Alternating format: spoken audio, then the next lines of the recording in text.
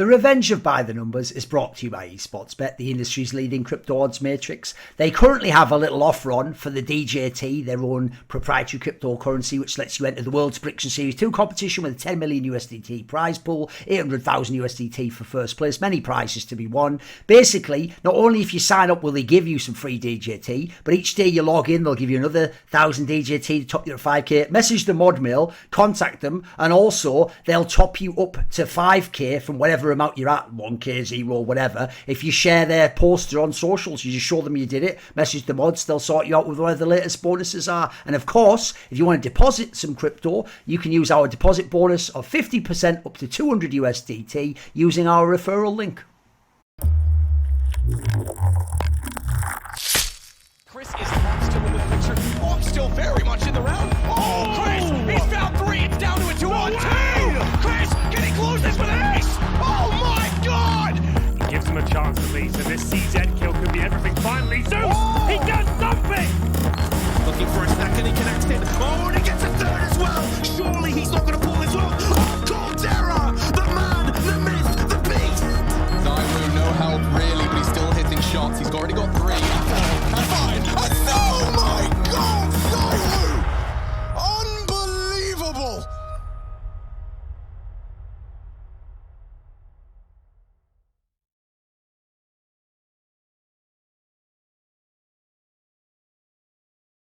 Hi, everybody. Welcome. Thank you for being patient. We're a little late to start, but we are going to make it worth it because, of course, this is By the Numbers. Revenge by the Numbers. Thorin joining me as a guest. I'm Semmler, and we will be getting into this week's news. There's a bunch of it, and there's also some results to go over as well because we had a little bit of a dry spell there, but now we're back into the league. So we're going to be getting into all of that. But first... Just quickly, I am actually going to turn my mic up, Andrew, so quickly just put it down. I'll put it to what it should be, basically. Just adjust it. You remind me, I need to turn your speakers down. My speakers There you go. There you go. There you go. There we go. Okay. Right. Okay. Are we all good? Duct tape. I just wanted to get it perfect. I don't like to be off that setting. Okay. Go on. So how am I doing? Doing pretty well in general. Yeah. Here's the thing. There are things going on behind the scenes I can't talk about at the moment, so I can't really reveal anything, but I think I've actually got sort of a new vision on life. Essentially, Semmler, the short version is this is what I can say in an abstract sense. I am going to actually, I've sort of figured out, I think, a way, like almost like a mantra that's going to keep me on track. And basically, the short version is people who are just below me, who aren't really irrelevant to my life, who aren't just people, like, for example, in the industry, who are just, they're just a million miles away from me. They just won't be involved with anything to do with me, my life, my content. It'll just be all the great shit from now on. That's the sort of vision, basically. So I've got sort of a mantra, I won't reveal what it is, that I'm using to stay on track with that. And all I'll say is keep your eye on my Twitter. You'll see there's not certain types of tweets. There's not certain tweets in the morning that I might do. There's not certain hashtags as much. So it might just be a different vibe. We'll just see. Don't worry, though. I'll absolutely still take ESL. Go to see those motherfuckers. I'll get every single fucking player that talks shit. Nico with his breadhead, he can get fucking sliced when he doesn't win a major in a video game metaphor, Minecraft, all that. Yeah, anyway, you get the point. Yeah. You get the point. Now, but dude, you can't... All right, so you're just changing... You're changing your vision on how... I do what you're doing, mate, all the time. Don't you send me, like, fucking...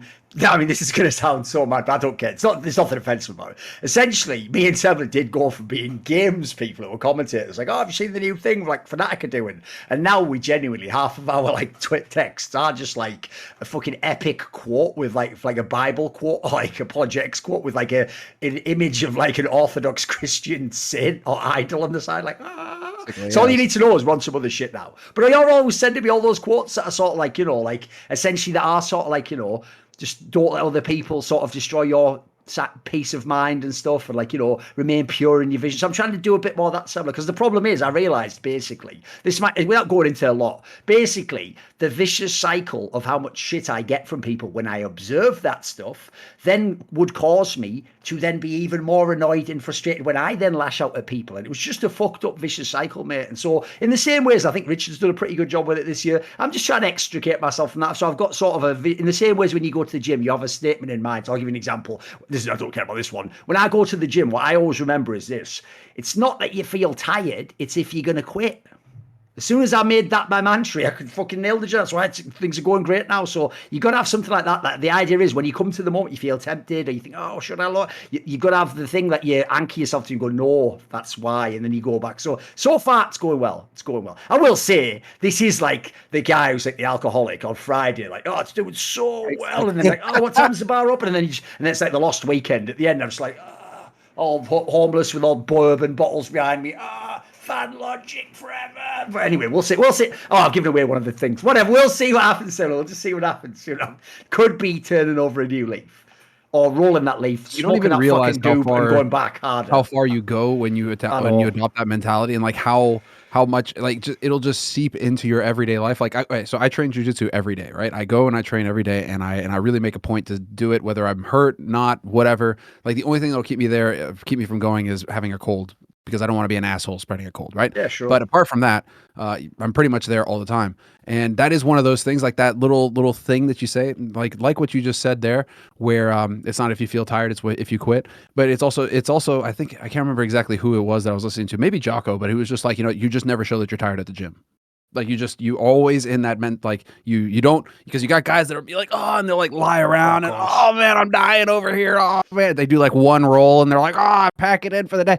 It's just like, you may feel horrible after that one roll, but you just stand up, you do your stuff, and you get moving again, right? You don't even acknowledge that you're tired, because even if you are tired, you just don't show it. You don't let that even seep in. It's that same thing where like there's a couple guys who are just amazing at keeping a poker face.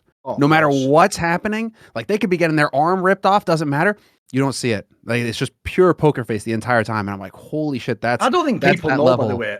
Most people don't know how insane UFC fighters are. Exactly that. Like, dude, when they get like ripped to the body, it's insane that they can just hold the same face. Like, if you don't know, by the way, guys, you would absolutely double over, and you would be crying like a little baby if you yeah. Some of the stuff they can just pretend like, and the best ones will even quickly like get their breath and then throw out some shit like, "Did you hurt me, bitch?" Like, oh, you're a fucking god. What are you doing? Are you out of a movie or something? What the fuck? Who is this guy? Who's this Sigma male grind set motherfucker? Like, holy shit.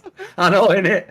Meanwhile, Nico's getting dinked by a 5-7 in CS:GO, and he's like, oh! I know.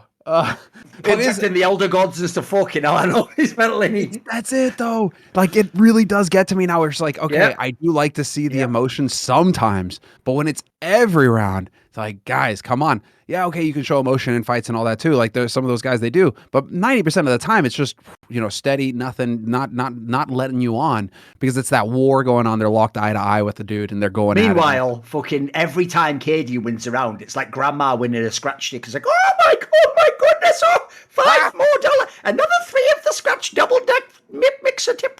Fuck off, KD, and just win some tournaments, you twat. I know, it's mental, innit? It's so good, dude. It's just it's yet another liver punches will take you just out, Hawks. So I mean, come on now.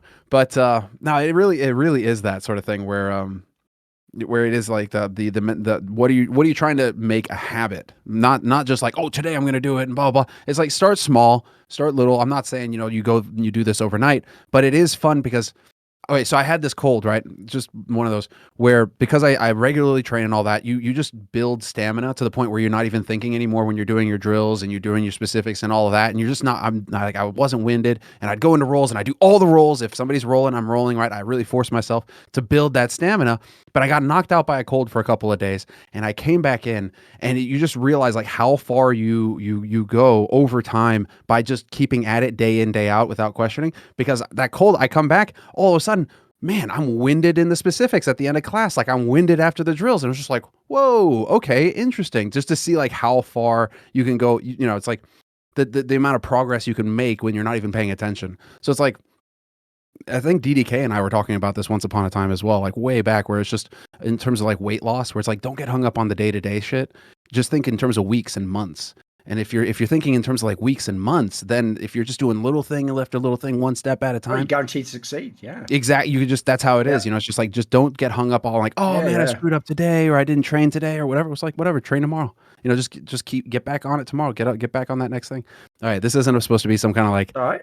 I know, like we're getting into like the mentality of winning right now. Well, to be fair, there might not be as much petty grievances from now on in line with what I said. Here's the thing, though. I'm going to try and I'll make a distinction. Here's why I had to learn Semmler was.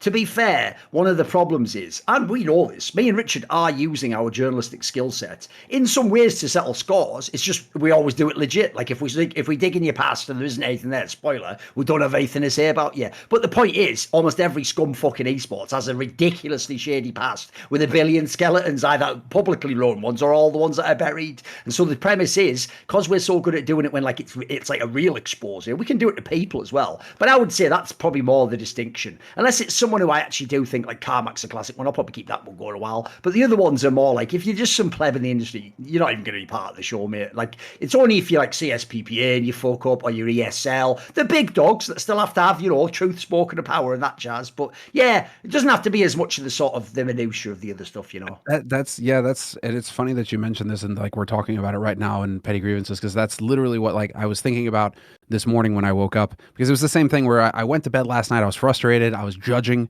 you know, I was like, oh, this person, you know, just, you know, like really, and it affected me to the point where it's like my dreams were fucked up. I slept poorly, woke up early, couldn't go back to sleep because I had all sorts of fucked up dreams because I was letting myself wrap into this whole like judging this person and their actions.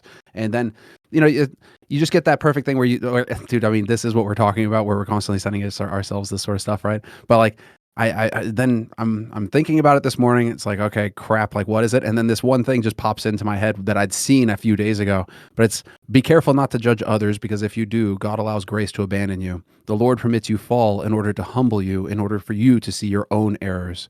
And so Saint Joseph, the Hesychast, right?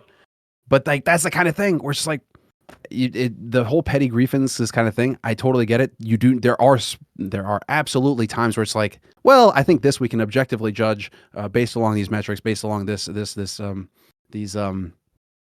perimeters, whatever.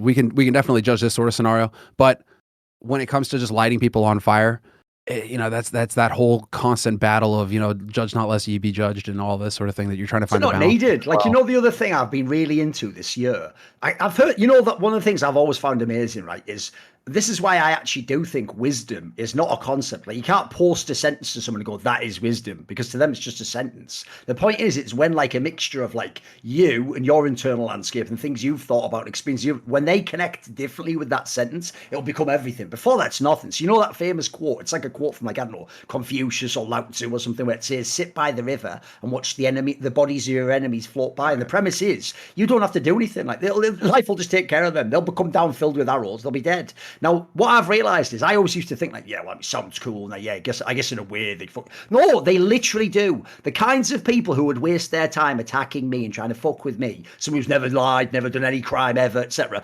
That person, inevitably, by the way, in their personal and professional life, will do that, and also to other people on different scales. And what will happen is, some of the other people, by the way, won't even be like as righteous as me. They'll just lamp you in the face. They'll directly use shady tactics to fuck you and your business career and your life. People you betray will then come back to betray you later on. It's all those classic things. And it just is the case, because what I kept noticing, Semmler, was actually half the time, even though, yeah, I could do a good job like showing you what a douchebag these guys or what he did about me, it's if I just wait, that person suddenly doesn't work for a big TV thing. That person over here gets himself kicked out of the casting scene by undercutting everyone and being a dick. That person then like complains about another guy gets on a match and suddenly everyone knows what a douchebag. Like, they eventually reveal themselves. It's like Richard used to have the greatest line in the past. The problem was we never lived up to it at the time. He always used to just say about certain people, he would always say their punishment and their crime is being them.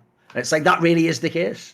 Really, there's a lot of weight to that. It's a great line, isn't it? I know. It is a bad line. And they are constantly trying to figure out why it is that they're miserable. And then, you know, lo and behold, they're going to wake up. You hope that one day they're going to wake up and realize and look in the mirror and be like, in a way. Shit, it was me all along.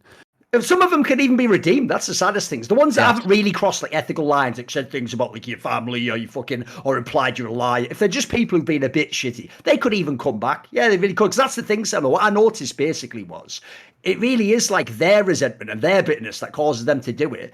Look, you're beating them and you feel like, yeah, you know, in the field of war, I beat them. But they're making you into a bit of that. They're inciting and inflaming the resentment in you and making you pissed off at life and you. And so you become like almost a little bit like them to beat them, which is kind of whack, isn't it? Yeah, it's one of those things I've noticed again, like the way that you say that. The one thing that I did at the beginning of the year to curate my feed was to actually just cut Instagram out completely again because I don't have Twitter on my phone. I don't have Discord on my phone anymore. I took everything off, but I brought Instagram back on because I was using it a bit for work.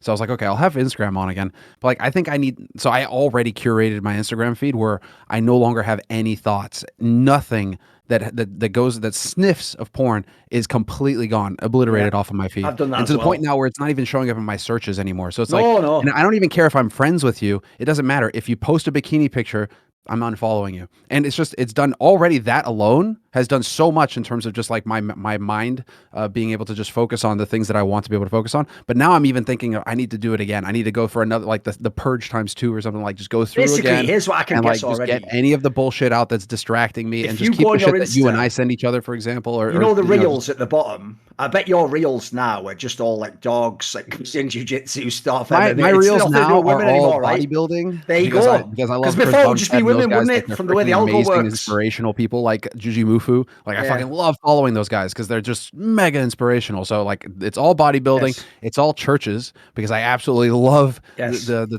church architecture.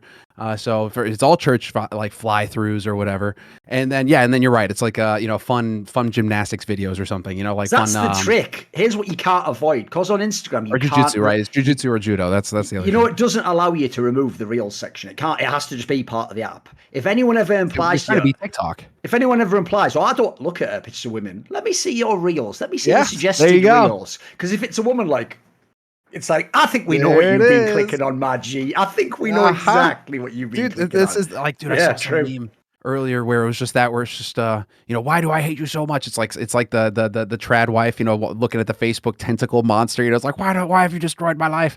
And Facebook, the whole thing is just like a wall of text, but eventually it finishes where it's just like, and then you'll eventually realize that I am just a reflection of your own soul, and you'll have to come to the terms with that. Yeah.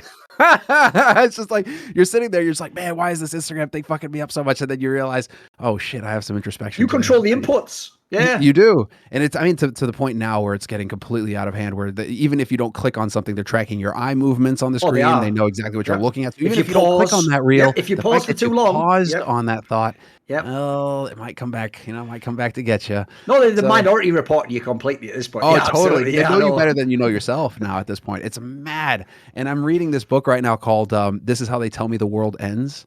And even then, it's just, have you heard of this book?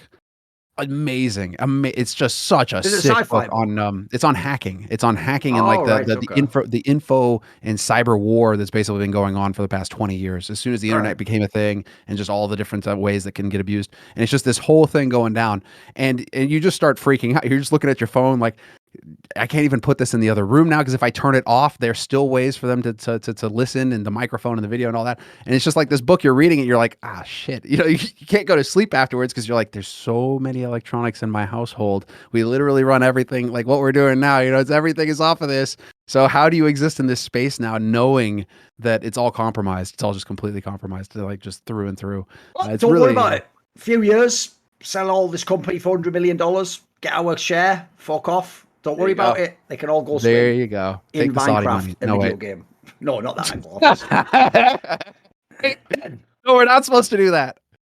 All right, let's get into the thick of things here. Time to get on to the CS. Time to get on to the CS news. So, I mean, well, actually, speaking of one of the goats, Richard dropping yet another bomb. Beautiful article from him. This time, talking about uplifting news. Here I am reading a book about Headline. hacking and how it's the end of the world. And Richard is just basically like, lose all faith in That's the Counter-Strike. greatest headline of all time. I'll read it. It's actually just called Why Stopping CSGO Match Fixing is Near Impossible. And remember, the context is this is the guy who broke all the important match fixing stories exiting the scene. So, like, essentially what he's saying is like, oh, I was like the number one, like Witchmaster General, getting rid of all those witches. Anyway, I'm just going to be leaving the country now because it's overflowing with witches and they're going to kill you all. So see ya. What? Excuse me? What did he say? Like spit the milk out? Like, what the hell? Because I saw the same headline and I was like, my God, man.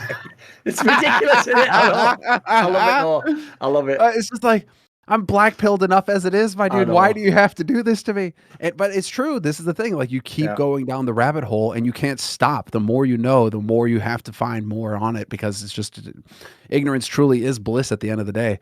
But like, Deserto, I mean, he's really pumping out the content. I don't know, like I don't know what him and Mira right now. It's just this double duo that are doing really good work over there, and it's really fun to see. But this was just, if you haven't read the article, we're obviously going to keep it in the description here, and you're going to find a link of it so you can go ahead and check it out for yourself. It is a bit of a long read, but it really is. I mean, just the depth that he went to getting these guys to go ahead and give this kind of information up, but just showing that there's just this huge, there's just so much money to be made in skins and in betting and in all of these facets that surround CS:GO that you just can't really separate the two anymore. Like that's it. It's just the cat's out of the bag, and you're not going to be able to put it back in again. I mean, what did you think reading the article? Though. First of all, I will give a serious answer in a second, but the joke is this, and this is especially for you. So if you read down in the article, you'll see immediately some Discord messages from a guy called Bane. And the first thing I noticed, Semmler, is he says, when he's talking about like the match fixing, he says team name is Flashpoint, and they will play 15 matches the next 40 days. So I thought, well, you know what? At least one Flashpoint made money in the end.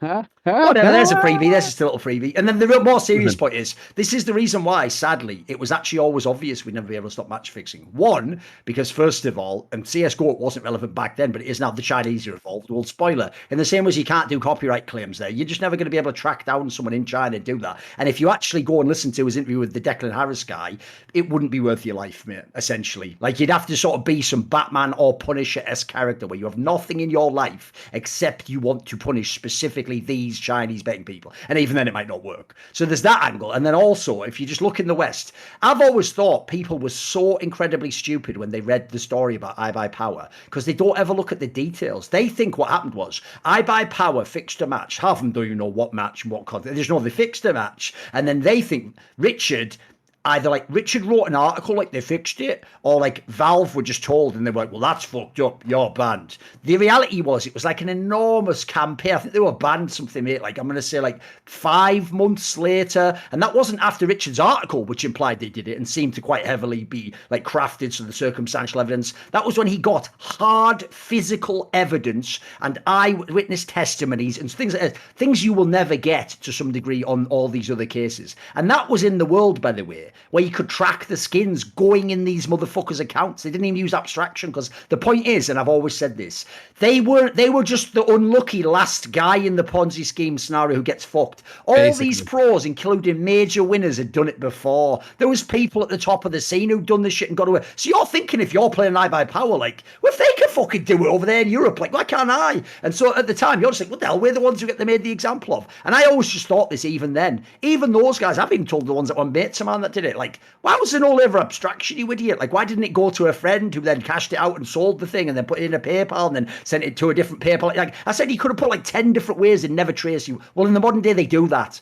In the modern day, they have crypto. In the modern day, they have all the fake accounts. In the modern day, they have like all these different things and special groups, and they've even built in like all criminal enterprises. They're building contingencies to figure out who's leaking stuff. They're too far ahead, guys. And the problem is they're directly incentivized because they're just reaming money off the internet, aren't they? Whereas think of the people chasing them. How many of you guys ever paid any money to Richard Lewis so he could chase it? Exactly, none of you did. Valve doesn't. Valve doesn't even do it. So the idea that Richard Lewis, by the way, the joke is that's what esports has done. We've said, hey, Richard Lewis, you have to be the Punisher. Oh, you don't get to choose to be. You have to give up your whole life, maybe even your life, mate, just to go and follow down these stories, which, by the way, if someone's a fan of that team, they're just going to immediately go, you're probably lying and jealous. So, like, what's the incentive structure? And I also do think logistically, the tech's beyond this. I don't think it can be stopped. I mean, spoiler, I think personally, without veering into that whole side topic of that particular thing I referenced before, I think a lot of that involves stuff like criminal activities, and I'd imagine way above the scale of esports. So, look, if the Interpol or whatever isn't getting everyone, I don't think we're going to get all the CS match fixes, I'm afraid. I just don't think we are. No, it's well, to me, the way that I think about the match fixing scenario is the same way that I think about the hackers, in the sense that you need to have like a return on your investment. The way that I talked with Valve, the last time that I spoke with Valve like developers about this, about how like VAC works, you know, they were simply just like, okay, if you think about it like a beach with just unending rocks, right? Just unending rocks, and basically you're just walking around the beach, just lifting up rocks, trying to find the hack.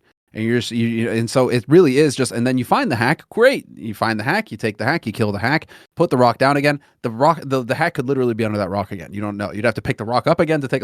So you understand how it's just this impossible battle that they are in, this arms race, this infinite arms race where there's money to be made on the one side. So the guys aren't going to stop hacking. Yep, exactly.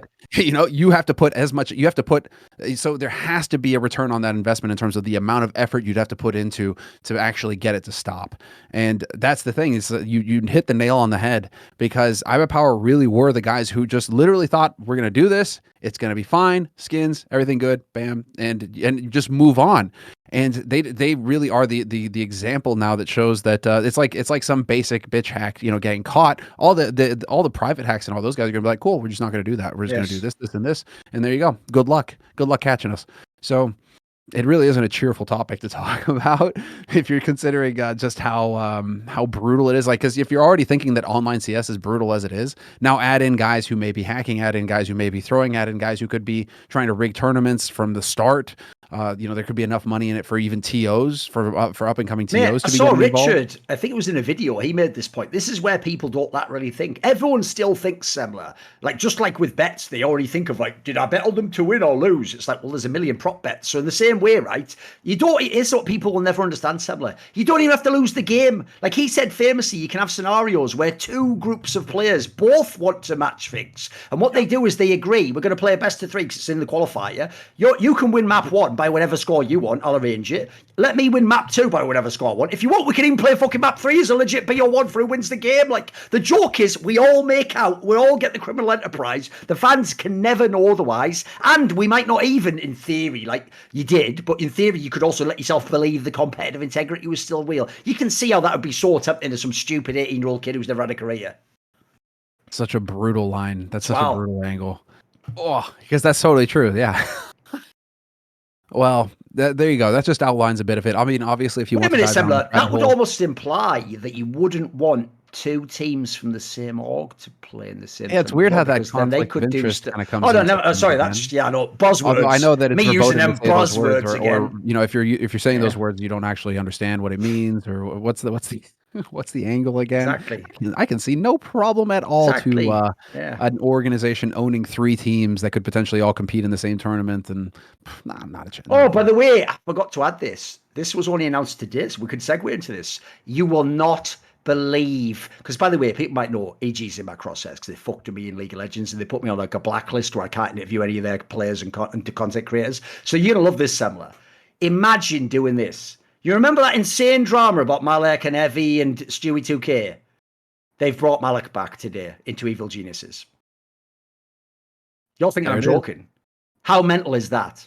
But this was rumored months ago. This was rumored months ago. But I was just like, how? They brought in the Copenhagen Flames guy, so he's supposed to be running the show. Is MaLeK Vorborg or whatever the fuck his name was? Yeah, something like that.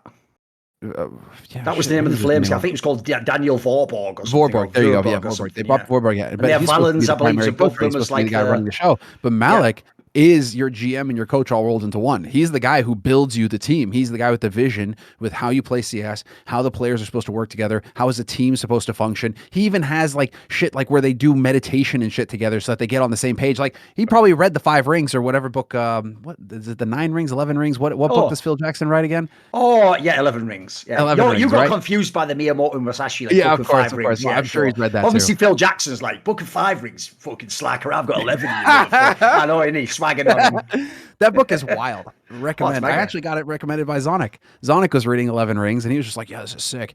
And so I could see MaLeK also getting involved in that sort of thing. As an aside, because I do like to throw shots, I actually wouldn't recommend you read Zonic's book because, believe it or not, Zonic's one of those guys where it's like, mate, if you're going to write a book, just ask me as a personal favor. I'll read the book because, mate, they like get like dates wrong, as in they get like they get like things wrong by years, and they're just telling the story the wrong way around. It's like. You know, it's all on the internet. You're literally like the this. only person who would know, though. It's apart true, from it's like like 100 other people. No, but the other reason it's silly that they don't contact me is this: like, you do realize if it's actually if it's shit, I'll never do it. But if it's actually good, I'll give you the fucking blurb for the cover or whatever. Like, I'll tell you the fucking sick line or whatever. Because I agree. Like, just send it to me. Look, if it's not that great, I won't say anything. Like, for example, a really legendary guy, bloody doesn't. He sent me his book, and you know what? Enough said. I'm not going to say anything more about it. It's all right, but I'm not going to be fucking advertising. It's just okay, in it, you know. Tell you what, that was bloody brutal, Semmler. Yeah, it's almost like Joe Miller, we're I just think his name wrecking was. people left and right now. We should, but I mean, that is. What that do you is an think about that, interesting though? book. The Get back return of onto that. MaLeK. What was it? So 11 rings, MaLeK. He has his whole system. I could see him being the Phil Jackson kind of guy who's just got his whole system, his whole vision for how the game needs to be run and how he's going to actually get the team to gel together. I've heard. I was able to talk with him a little bit about it, and I mean, the guy has always appeared to me to be just completely put together and to really know, like, this is how we need to play, and these are the steps that we're going to take to get there. He's structured. He's got a vision. He's got a plan.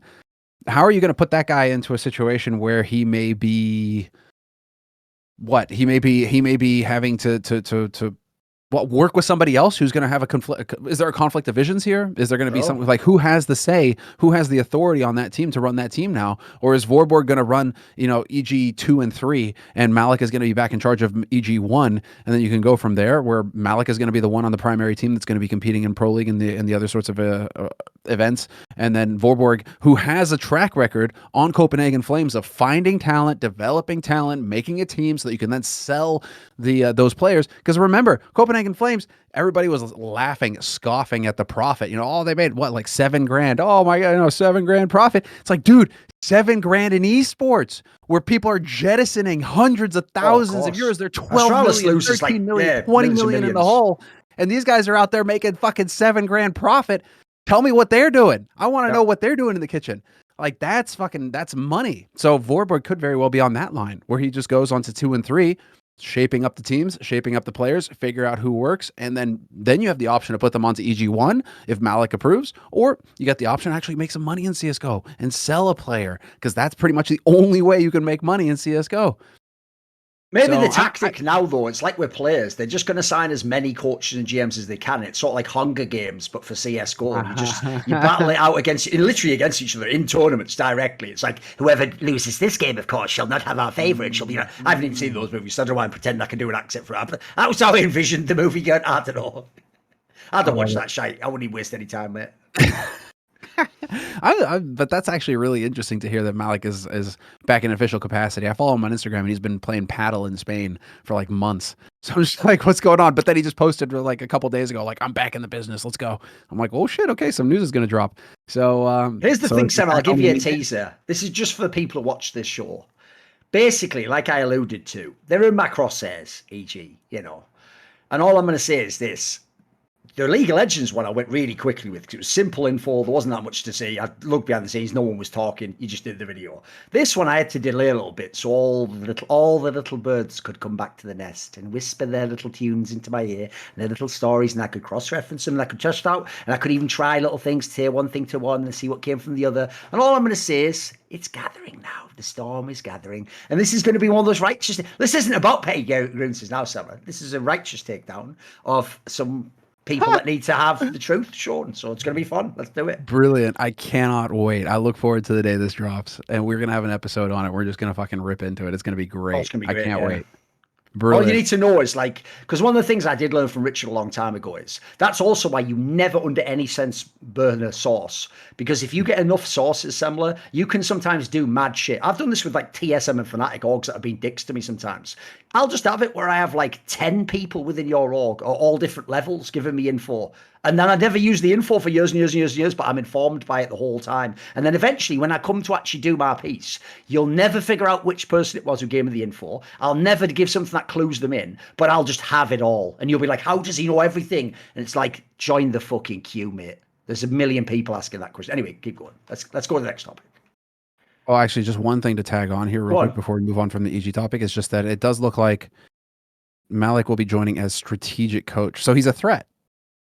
Is what he is. Here's what's weird, because in League of Legends, the problem here is this, it depends on the terminology, because I know they obviously have a League of Legends team, right? In League of Legends, what you tend to do is there's head coach is like the one who oversees the structure and how you practice and maybe who joins. And strategic coach is essentially what they call analyst. It's like the guy who just comes in and tells you, like, they're going to play like this guy, so here's the scouting report, like, here's what I need to do. So that makes me wonder if that's his job, just to be the expert. The money had better be great for MaLeK to be taking this.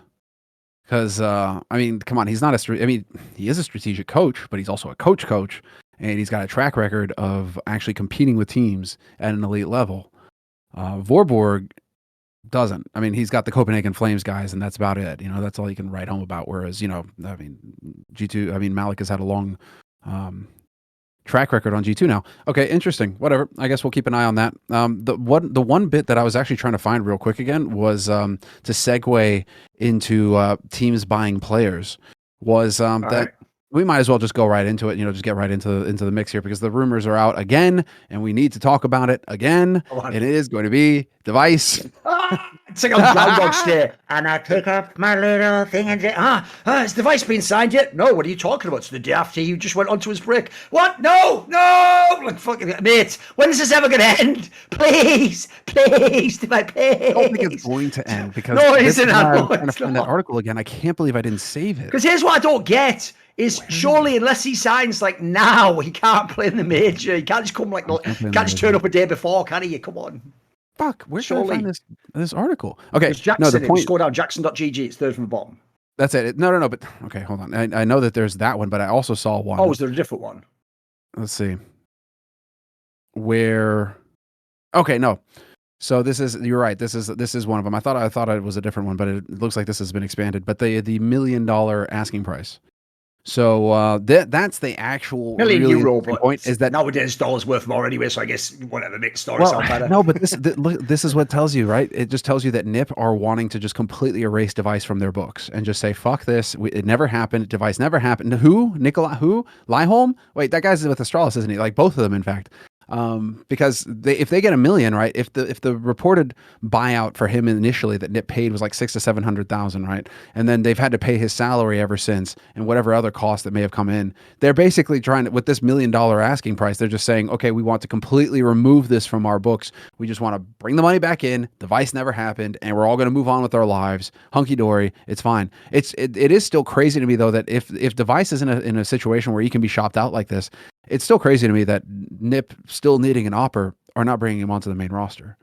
Like, I know what you mean, but the problem is, like, I also got the implication, like, he obviously doesn't want to play for them anymore. And to be fair, if he's really been through the fucking crucible, he's been suffering and all the rest of it. Like, if you come back, you want to come back for like the one last glorious ride, and you want to be on a team that come majors. You don't want to come back and be on NIP and be like, no, the fuck that, put that time in. But I'd also say this as well. The reason why if I'm NIP, I just get this deal done as soon as possible. If you can really get €1 million, spoiler, you can just get whatever fucking offer you want for your team now. You got Lexi B. That $1 million, you can go. You go in English now. Remember, just get yourself a monster offer, and that team immediately could challenge for the major for real. Of course, look at the talent. So if you can just make the money back, basically just you can just make the money back. I guess it is kind of a shitty negotiation position though, just because obviously the other teams are just going to be like, well, we heard that you got that money. Yeah, that's the problem. Yeah. So we will want 800,000 for our offer, and we're right back to square one. It's that is actually where it could get a bit dicey. But yeah, I'm just. There's also a crazy angle that people might not know. If people don't know, this is why you've got in the world of the occult and magic, Semmler, it's actually all about language, because the idea is language itself essentially are spells that affect the brain. Like you see a word, it's not a word. Controlling words, controlling conjures up images, what you think, what you feel, everything you relate to the word, right? That's why a word in another language means nothing, but a word in your language means that thing, right? So basically, one of the things they always say to be very careful about, it's why, by the way, you don't go fucking around with things like sigils of demons and stuff going like, this will be hilarious. Like, no, that's actually a way to fuck your whole life up. You don't know what you're talking about, though. So basically, one of the things you have to be careful with is what you name things and what numbers you use, right? So Device, if you remember, when he signed with NIP, the whole fucking shitty sound quote was, it's just like sounding Cristiano Ronaldo. Well, the thing is, because you don't follow soccer, Semmler, you're not going to realise how insane the synchronicity is. Ronaldo did sign with Manchester United, his old club from a long time ago, and he was there for 1 year, and he was really good, but the team wasn't that good. So then he's been trying to leave and asking them to put him on the transfer list, but no one would bite yet because it was for too much money. But then Man United sort of still want him, but will he sit there? Dude, you actually create, it's like they made reality bend. Made the situation happen. Yeah, the joke is the synchronicity is crazy between those two. Isn't that mental? It really is like signing Cristiano Ronaldo. Fucking hell. That is amazing. I had no idea that there was this line, that there was this parallel going on. Holy. And obviously, logically, if it gets really bad and Device can't get out of his contract, he will absolutely have to sue. That's just the thing Ronaldo does. Don't worry, you don't follow soccer. It doesn't matter. For the fans, though, for the kids in the audience, they'll get that. That was a Zoomer meme. That was good. That one. Okay. What do you think about him joining Astralis? Like Fair League is it's just gonna be a kick in the dick for him. But I mean, Astralis have got a pretty good track record of showing that they don't give two shits about the players. It's hilarious, mate. They will swap them out in a heartbeat. This is mental, mate. So Astralis right now is really in big trouble in Pro League. If you haven't seen, they've lost to Complexity and to Heat. But are you ready for the most mad thing? In this group stage, Farley is one of their best players. He hasn't done the whole time. The joke is, and there's another video I did like last week where I even referred to him as like Lockie. To me, him and Farley is just the same player, and it's just a shit person who's not Device. The joke is he's actually popping off now, but the team's just tanked completely. So it's like this mother, he really is like Lockie, by the way. Again, careful with the name you pick, because that name has not worked out for you at all, Lockie. So basically, and also Farley's name, Dangerous, also names that are not working. So all I'll say is basically like, mate, he is just the most unlucky guy ever. And I let's be real, he's gone tomorrow if Device comes. You wouldn't even think twice. Why would you? That's the problem with you being Astralis, is that you still think you want to be the top team. You're not fucking around with shit players, are you? In theory. In theory. That's interesting though, because then there would be history repeating itself once again. Because Astralis, remember when they got rid of Bubsky, he was one of their top. He was one of the guys actually doing a lot of the heavy lifting on that team, at least in the qualifier, if you remember. I'm not even joking, because I've unfollowed him on Twitter. I forgot he was even alive and existed. Because what I always love is this: if people watch the old show By the Numbers, I used to give people updates. By the way, cos Bobsky was so young when he joined Astralis, and I've no doubt he joined. I've heard he did with like a false bill of goods of like, you'll be worked into the main lineup, and of course you'll be with like some of the stars, and next year you'll be how we'll win the. I've heard some of that was like the selling point, that they kept selling this guy on. But when I started telling him, like, dude, not only have they had you benched all this time, they only play you when a player's out for burnout or they've sold them. They're clearly looking to replace you. Like and they didn't take you to the major. I told him all this stuff, and so I told him, by the way, basically from what I'm hearing, you will never be a true starter for Astralis, as in like long term. They will never build around you. You will just be there essentially to be a warm body to keep a seat filled while they look for the person to actually replace you with, if they ever do want a real lineup. So you're just there to be the replacement, the scab, as it were. And he was trying to basically push back and tell me that I didn't know what I was talking about, and that's not true, and that, you know, they care about him in the org. And the joke is, Semmler, where is he now? Well, the joke is, it went so badly, they just released him and he's retired. He doesn't play Counter-Strike. He does like some shit on Danish TV or something like that. Is so tragic. It's fucking mental. But also it does just show what that organisation is like, mate. This will be another player then. Think how many young people they've just put in the meat grinder, guys. And remember, as much as you might not like some of the other orgs out there, some of those players at least go and they go on to bigger things elsewhere, or they go to another team and get good. When you come into Astralis, you are the scapegoat. You come in, they just grind you up, and then just toss you to one side, and your career's just fucked after that. And at that point, you're like a joke. Yeah, but if you don't, all of the flack that Mao's got for their decisions, you know, if you're not lighting Astralis up in the same way, in the sense that you're just, you know, grinding up these players and chucking them out, you're getting the community have to give them just as much heat as Mousesports got when they made those kinds of plays. That said, we've been saying it since the freaking beginning, in a sense that this really does seem likely that Device would go back to Astralis, even when the rumors were out there that he was like going to pay his own buyout or some crazy thing like that with his own money. Like it was to the point where he's back in Copenhagen and he's going to be playing on Astralis because that's probably where he's going to want to wind up. And Astralis are going to want him back because they need an up. But I do agree with your point right now, because I saw you tweet the other day and I fucking loved it, where you said if Heroic aren't making a play to try and get Device onto that team, there's some serious issues with that roster right now. And I mean, sure enough, we might as well segue right into that, because sure enough, Heroic are over here kind of on the struggle bus themselves. Yep. Very weird situation. I mean, to be fair, the results actually just came in. They did beat Complexity, so that's good. They did take down Ents. Saying that though, like they did get a win over Complexity. Like here's the thing, Complexity has been losing the Mouse 2-0. No, but my point is, even though Call did well in this group, Call's nobody. Like that's the problem if you're Astralis. If you're like, oh, phew, just got through the game with Call, like you've got problems, boys. There's something you need to address here. Like that's not where you're supposed to. That's not supposed to be the summit of the mountain, is it? Like that's the fucking outpost that you just blow past on a boss. Like this is like a repeat of online CS though. Heat, Complexity. It's like these are teams that these other guys, like I can understand Astralis struggling, for example, or these other teams, you know, kind of getting caught off guard a little bit, because it's like, are you really out there hitting the books trying to figure out what Heat's going to do in a series? No, you're probably just going to go in there and say, okay, we're going to play our default game, and we should just be able to outskill them. We should have every advantage going up against these guys. Problem is, this might as well be online CS, and then you have the element of surprise. These guys are showing up with nothing nothing to lose and everything to gain. And so for them, it's just like, yeah, we could potentially take you out. And sure enough, we've actually got some upset wins. Heat gets a win in this group. I predicted them to go 0-5. And there's a logical reason why they'd actually be good that people haven't thought through. Because this tournament takes place in Malta, and we're still technically, like, I know we're past summer now, but it's still like summer weather in general, right? Obviously, all the people from like Denmark, Nordic region, they're hating it, mate. They're literally like the sun hits their skin. They start, it's like fucking Deacon Frost in the first Blade, being like, "Ah!"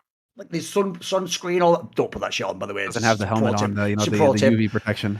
And then basically, meanwhile, who are Heat? Well, if there was ever a time for true French CS to come back, some guy just rocks up. Young guy, hasn't made it yet, a little bit cocky. Hey, baby, what you doing tonight? The old guy, like, smoking that cigarette on the corner, where they don't even ever actually tap the end. They just smoke it till it's all, like, burning. How's that even holding on? Like an old fucking starlet in, like, 40s Hollywood movie. And at the end, it just, the whole thing, all the ash comes off. And then he throws it like this. And it always has to like still be slightly lit when it hits the ground. Like all those guys, they're there in all that fucked up Malta weather. Think about what Malta's like, mate. It's really sort of a lazy vibe. It's a bit Mediterranean, and you're just having all like fucking like just chilling, having espressos and stuff. That's their fucking world, mate. Like the difference is they're all that's the home game for the Heat. Exactly. There you go. That's my theory. It's my theory on how they're winning. That's it. This may as well be Cannes. Exactly. It's a short flight for them too. Yeah. Down to Malta, no problem at all. The history there, everything, man. Dude, what is going on? It's just Man, have you ever been actually to the south of France? You've been, right? I've been to the south of France, sure, but I haven't been to Malta, sadly. Have you ever been to like Cannes or one of those places where it's where all the rich people go? I have been there, yes. It's not even a meme, dude. Like, it's really actually as bad as you would think in like a ridiculous caricature movie. Like, I would go to like, you know, like an amazing restaurant, and then I would be sat there. Like, I've got like a nice, you know, blazer on, like smart casual look, you know. I'm there having an enjoyable time. When the menu comes, I would look on the menu and I'd be like ordering my food, and then I would think, I don't really want alcohol today. So I'd just say to the guy, like, do you have fresh orange? And the waiter would just go, we don't serve things like that here, sir. It's like, I'm paying for this. Why are you fucking dissing me to my face? That you don't. What the fuck? That's mental, innit? I was like, listen, mother, I couldn't handle it, mate. I was like, they're literally. It's not that British people are mega with like customer service, but mate, the French have got like anti-customer service. It's mental, innit? I know. Appalling is always mad. the word I think of when it comes to that sort of thing. Especially because if you don't speak French as well, then they have that additional just dripping disdain in their voice of, oh, you're going to force me to speak English, you hick. Like that is how French people see it though. For them, they're just like, if you do not speak French, you're not worth their time. Yeah. And well, I mean, I guess, you know, the chickens are coming home to roost. And what's weird is I always say that's a weird attitude to take because you don't speak German, and they'll be like, what's the relevance? You would have been if it hadn't been for whatever. Anyway, that's an easy joke. It's an easy one. It's low-hanging fruit. Just keep going. It's low-hanging fruit. Oh, France, south of France is... Although I guess in this case, since this cunt wouldn't feed me oranges, I should have asked if he spoke Mandarin. Not even that good either. Whatever. We'll get it out of the system early, Sam. The rest of the show is really good, I'm telling you. I mean, you're doing better than I would. I'm not even going to say my jokes. My jokes are all going to get us taken off the air. So let's south of France, man. It's never needed. Last time I was there, man, it was just like, okay. It was an interesting experience. I can already guess exactly what's in your mind. I know. As well. They got out of Paris. They got out of Marseille. I wonder why. Well, funny how that works. Moving on. What do we got here? So, I mean, we can just kind of stroll through this because it has been a bit of a weird week in terms of news.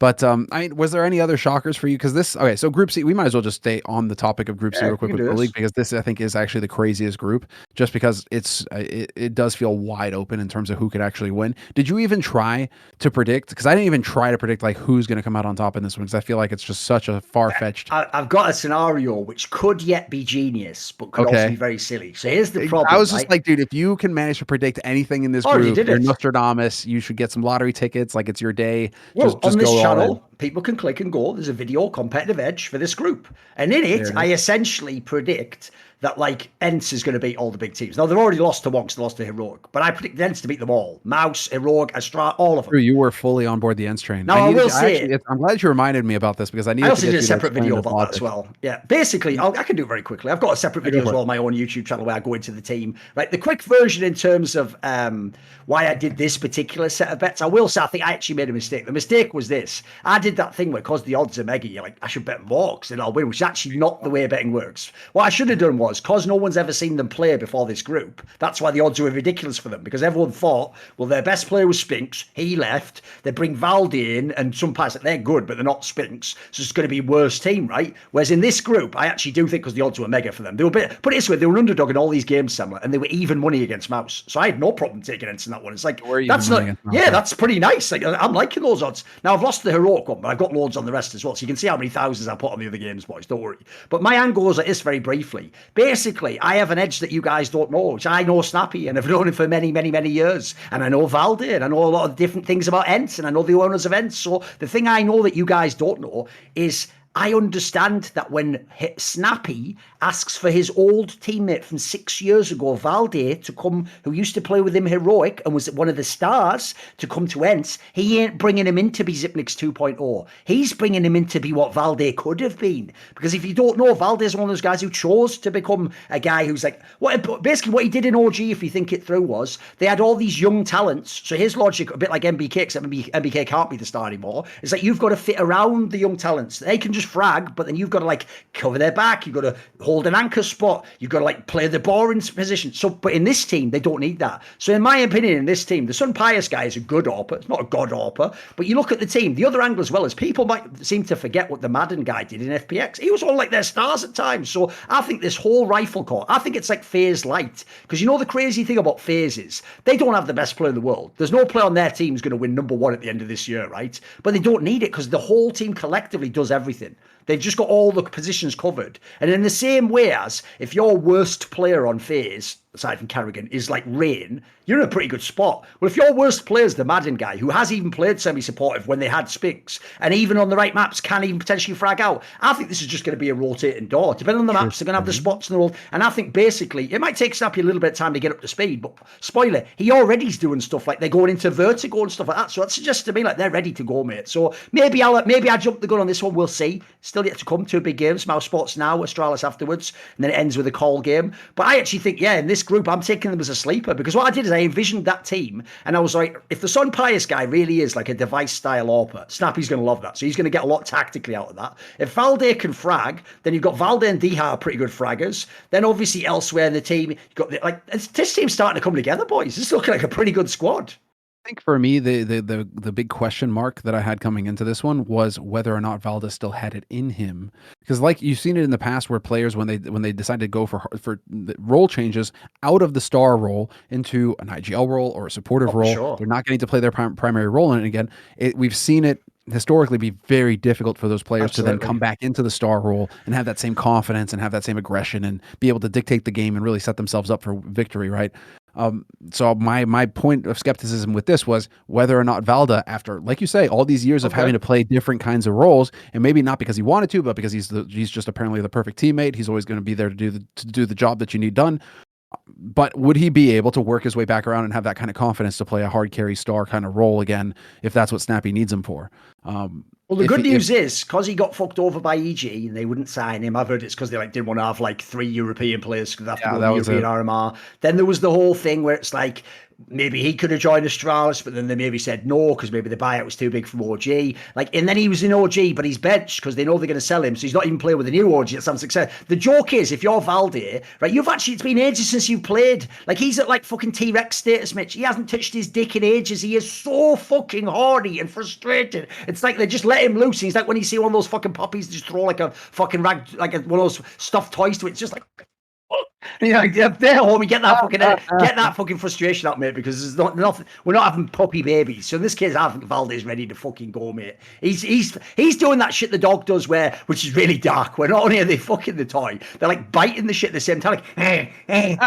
Dude. That's going to be Valde against Astralis later on. And by the way, against Astralis in this group, Semmler, You think he isn't going to actually mount Glaive and fucking make him like a fucking luxury condom or something? You know, fucking hell, I know. It's going to be insane to tune in. No, and yeah, by the way, I have bet like $2,000 on it, so fuck off. It's going to be funny if I lose. I can't lie. I can't. This fucking, I mean, dude, you are such a fucking mad lad. Because that's the thing, you put that in the title of your video as well. Ents and Mao's just going all in on it. You mad lad. Why not? Dude, it's going to be so nuts. Because I was like, no way. And then I saw the odds. I was like, okay, coin flip kind of map. I mean, you're going to be stressed out watching it, but, you know, this could work. This could be worth. But yeah, you've got a tolerance for excitement that's a bit higher than mine. I'm not all in on the Ents project in the same way just yet.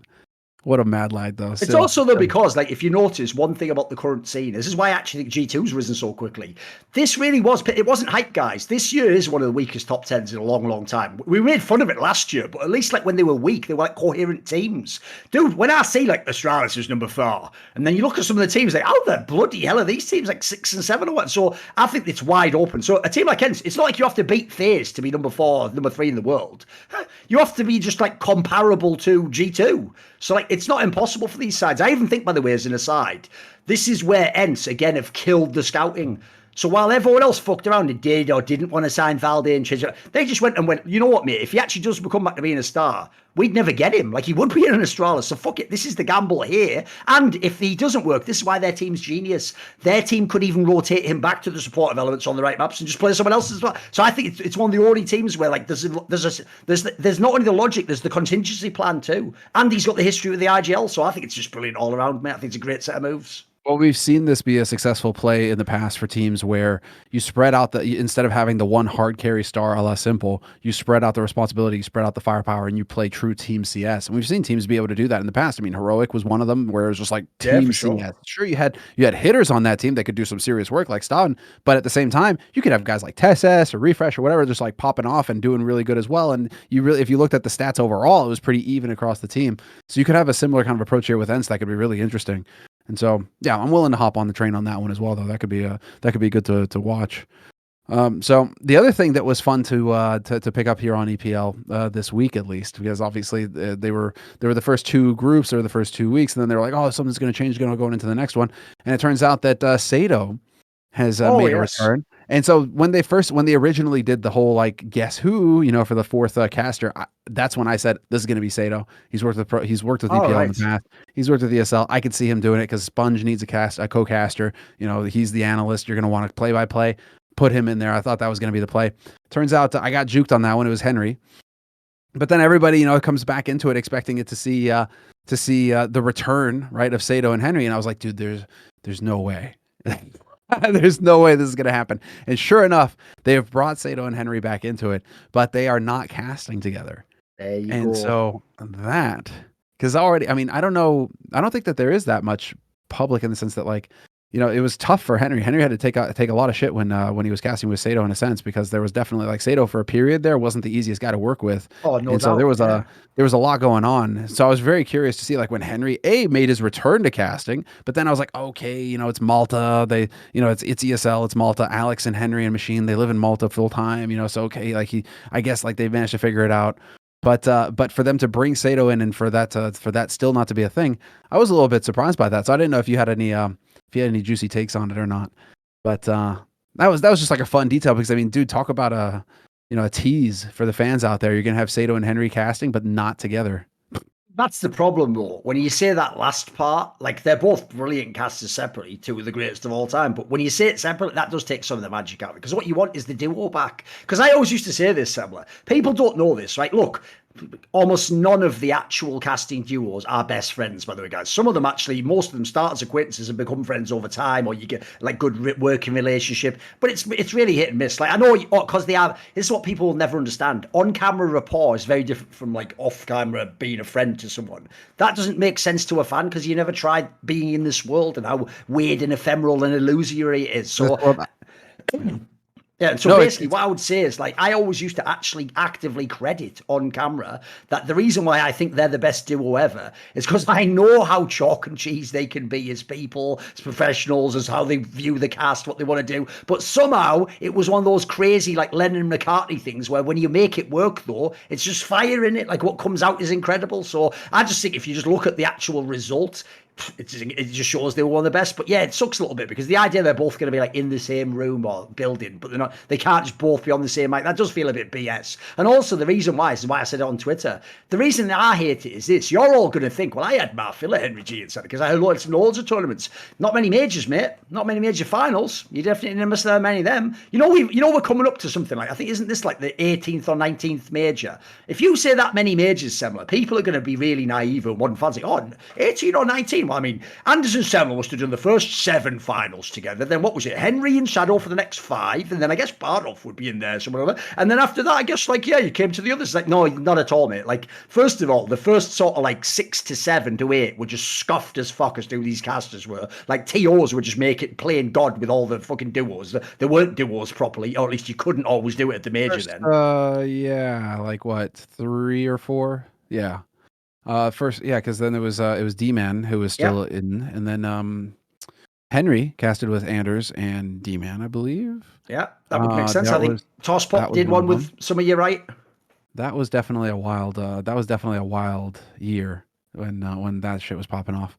The other one was it wasn't Anders. Was there was one with like Sean Gares and maybe like you and someone. Was it? No, it wasn't me. It was Anders. That was Katowice, I think. Sean Gares and Tosspot, maybe. Sean Gares and Stupot? No, I can't remember. Like Stupot was in one. He did the first one during that winter. He did the 2013, right? Exactly, with Tommy.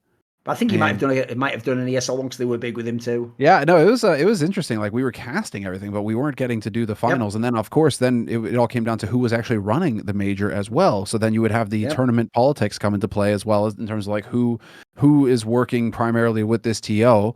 And so you would have, if it was an ESL major, then if there were ESL casters, primarily they would be the ones picked for it. PGL had theirs. Face It obviously was Bardoff and DDK. So you had to take that into account as well on top of everything else.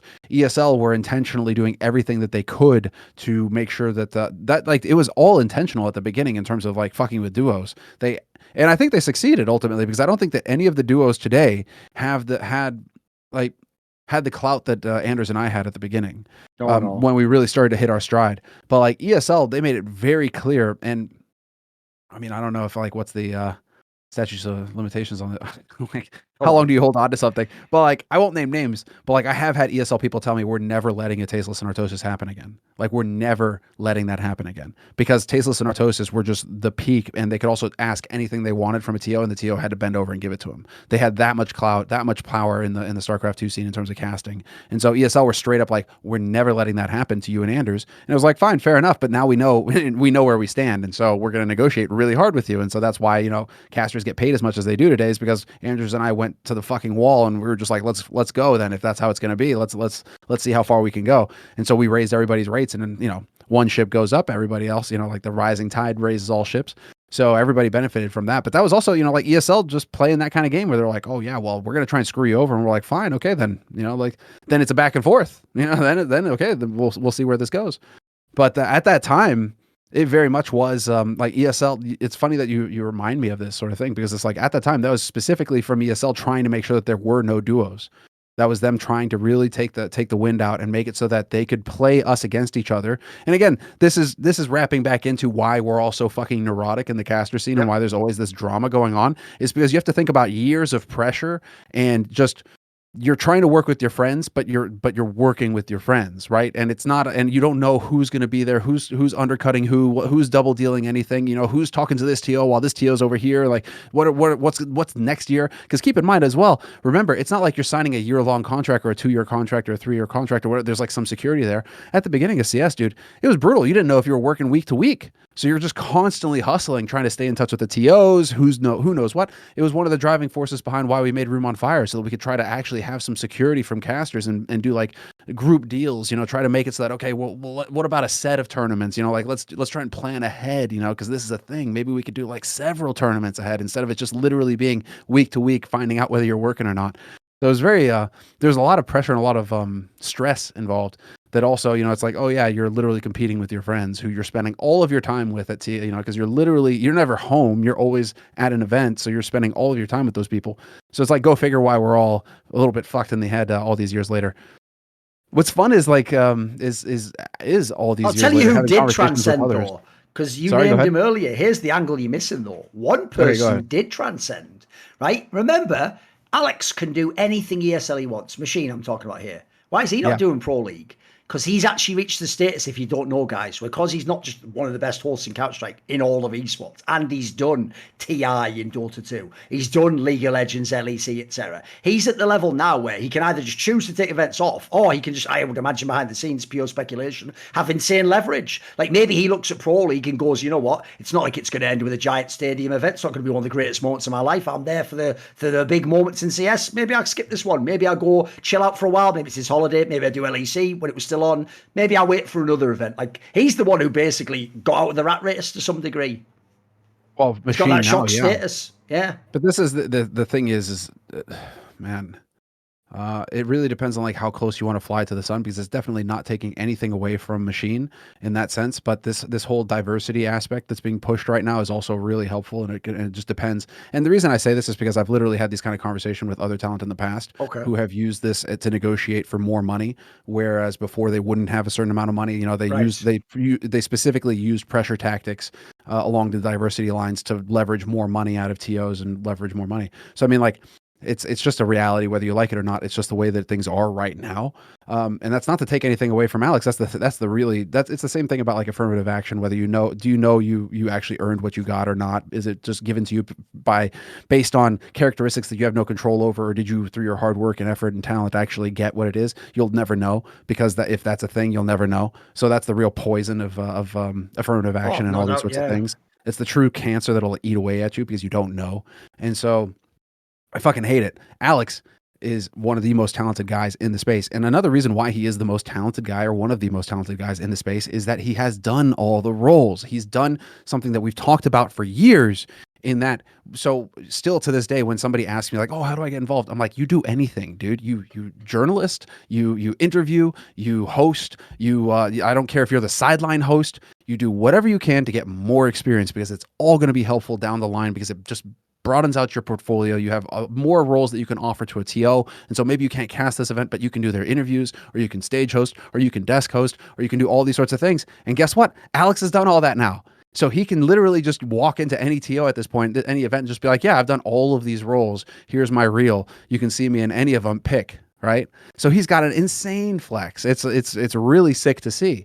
So you may be right in that respect, but it is one thing that I've thought about in the past in terms of just like where it was, especially when the Stockholm Major got announced and all those fucking assholes got involved and just started saying like this race or sex or whatever the fuck, like just absolute degenerate scum, coming in and making that a thing when everybody on there had chops and everybody on there. And then, man, that really fucking pissed me off, because then Freya shows up, and Freya was literally saying like, is this going to stain me being there? Am I here because I earned it? Which she is fucking good enough. It's like, am I here because I earned it, or because I'm a girl? Like, then again, because that's brought up, it then makes a person who deserves to be there based on the work and talent start questioning themselves. It's like, oh, is it, did I truly get in, based on chops?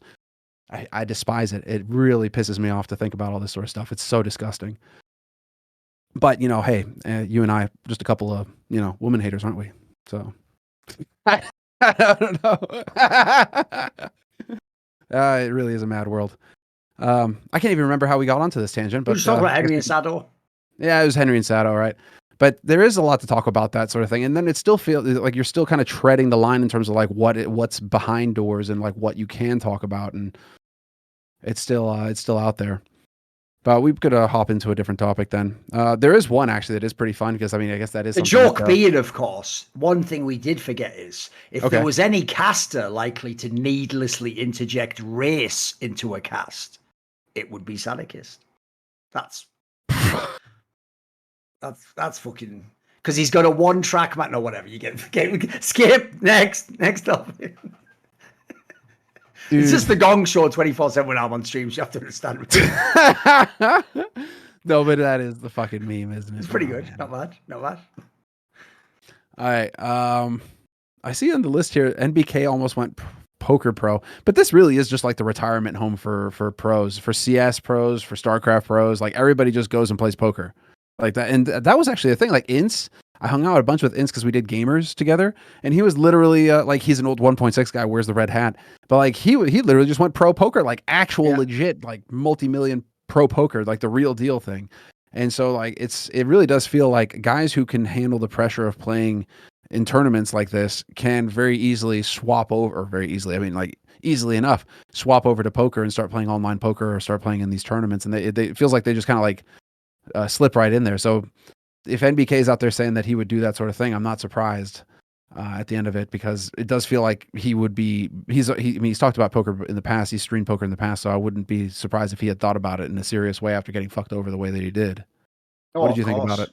I mean, that's the reason why. If people don't know, if you ever followed NBK's social media, his entire CSGO career, this is what a G this guy is. He used to be the joke now is if you look at him now, even in the video he's talking about, he's actually destroyed his image. If people don't know, I used to have the same joke that I used to make about Device, originally about NBK. The joke went like this, Semmler. It's like he's fucking brilliant at Counter-Strike. He's in a winning team. He wins the major, gets paid loads of money. All the women want him. He's fucking super smart. He's really good at poker. It's like, oh, fuck off, you cunt. And he speaks like fluent multiple languages. Like my joke is like, oh, like your fucking toenails are all fucked up or something. Like, you got to be somewhat bad with this guy. Like, where's he get all the breaks? Like, same with Device, except, you know, obviously he had the fucking neck thing or whatever we all know, but that's all about anyway. So what I would say is this, is NBK the whole time was playing poker. Him and Kiyashima famously in that team were both really good at poker. So you would often see he'd play those like massive multi-table tournaments on like the Poker Stars or whatever, and he'd be like, oh, I'm in the last 64 and I'm going to get like, you know, fucking 80k if I win this next hand. So he was always playing it on the side, and he is a really smart guy. Like he understands like game theory type thinking. So I could easily see moved to Malta. He's over playing poker right now in Malta. Like that's what he does. No, but here's the thing. I think people are going to think this means he's like, right, I'm going to stop CS and start poker. No, it's like he knows he could do it, basically. He knows he could just put more time and actually be a pro. And the point in poker, this is why it was the ultimate trap that drew away so many great talents from esports. Because especially back in the day, when esports tournaments were top heavy, and to be a true pro, you had to just win the fucking tournament. Like, you couldn't just have a good tournament and come like fifth. That'll make you like $2,000. Like, yeah, good luck. That's going to spread out over 3 months, isn't it, guys? So what would happen is these guys would have this epiphany, especially if they know how to play cash games, which is like, wait a minute. So in CS or StarCraft or Quake, I have to be top 5 in the world consistently, no matter how many people play. But in a cash game, I only have to be like one of the better players at this table. I don't even have to be like top 1 million in the world. I could just at this table, I have to be able to beat these people. And so unfortunately, if they're only thinking about like the money and supporting them, it becomes an obvious, like the incentive there is way greater, isn't it? You don't even have to be a famous person. You can even get the money and get more than you did in esports potentially, maybe not now, and get out without even being famous. You could do it all underboard and just be a guy in the back row with a silly little avatar winning thousands online. So it would be a great pivot for him. I'm just glad he stuck around, because even though it didn't work in Mouse, and obviously the Heat project right now doesn't look like it's going to be a top team, because you'd still need like a star player or something, you know. Like, spoiler, I'm still waiting for someone like Kenny to just decide in 6 months, like, maybe I'll fuck around, get half decent, come into a team like this and be good. So basically, I hope NBK sticks around, because if he really wants to, look, not at IGL maybe, I think that ship might have sailed, but I still think he can be a contributing player. He's one of those guys where it's a bit like in football. The players that have to retire the last in football and soccer are the players who are just the defenders, because that's just about like angles, like timing, knowing the strategy of the opposing team. If you're slower than the guy, by the way, you just get ahead of him, you get down the field ahead of him, and you cut off his angle, and you use a teammate to block it. That's the sort of stuff NBK can still do to this day. And it's actually what I think some of the bigger teams lack. Like, I see all these teams, the heroics of the world. It's like, you got a great job of getting all the young talent. Where's your veterans who are going to shore it up? Where's the guy who knows? You haven't got those guys. So I still think he could play that role in a good team. It doesn't have to be an amazing one, but it can be a good team.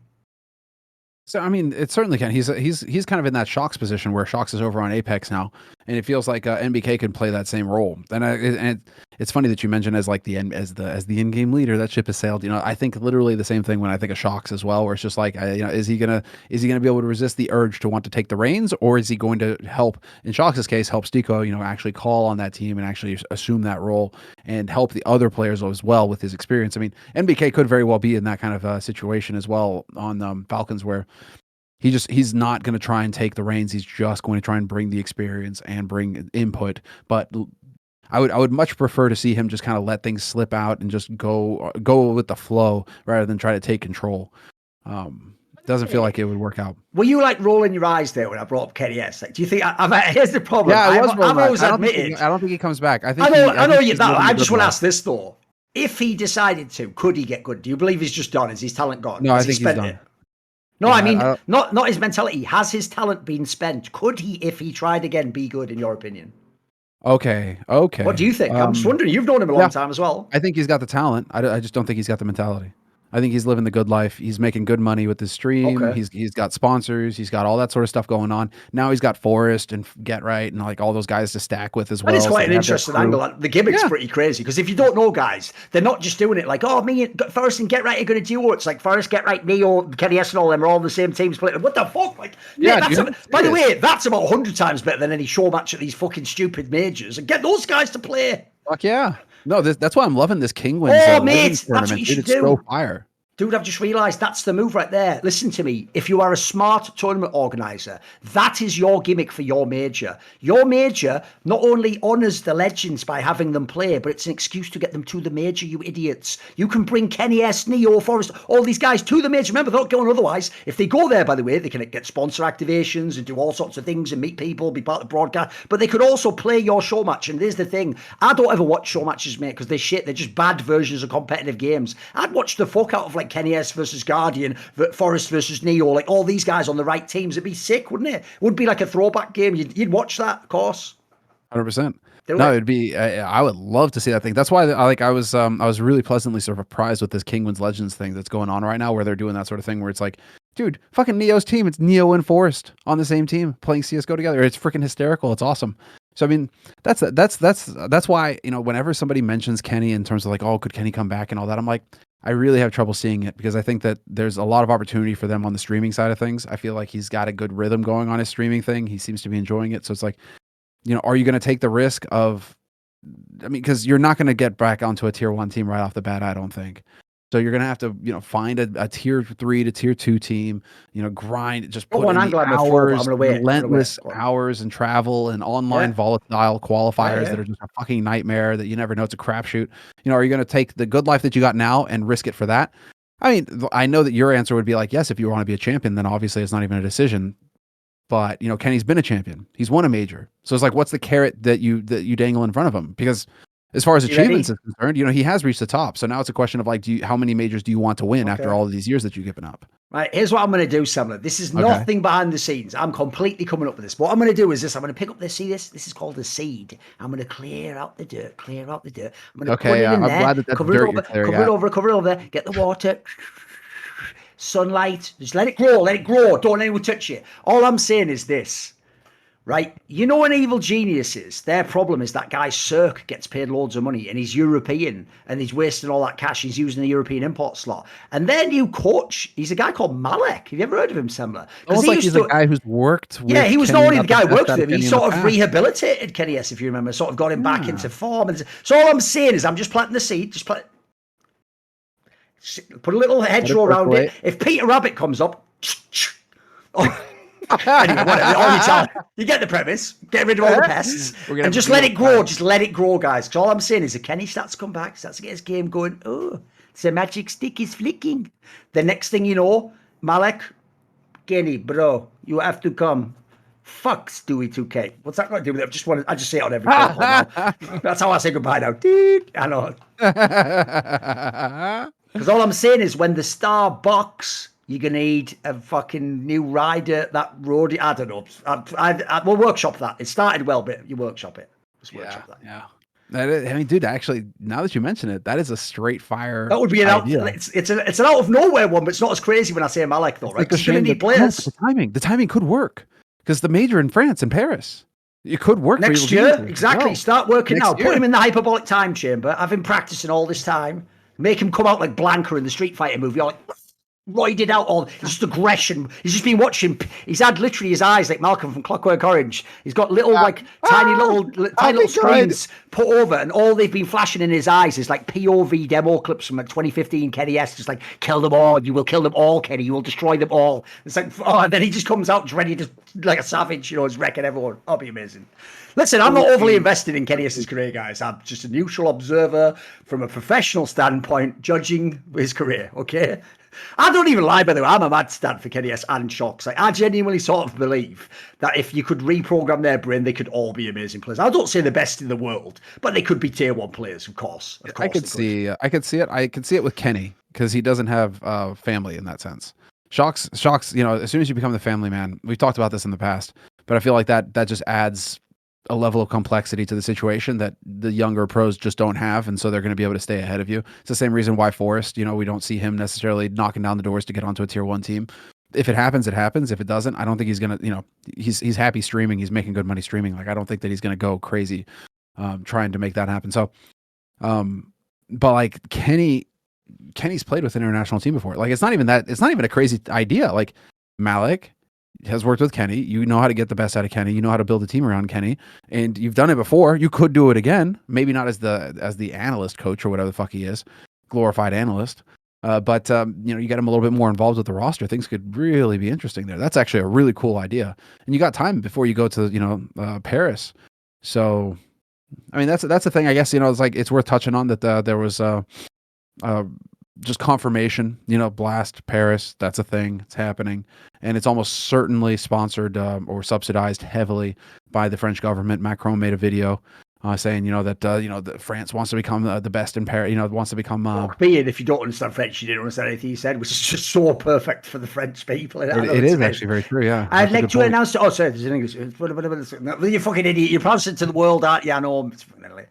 But there you go. Sums it up perfectly, doesn't it? I used to wonder why they called it that. Then I went there a couple of years ago. Yeah, now I see what the name's all about. Fair enough. Gee, I wonder. The city of lights.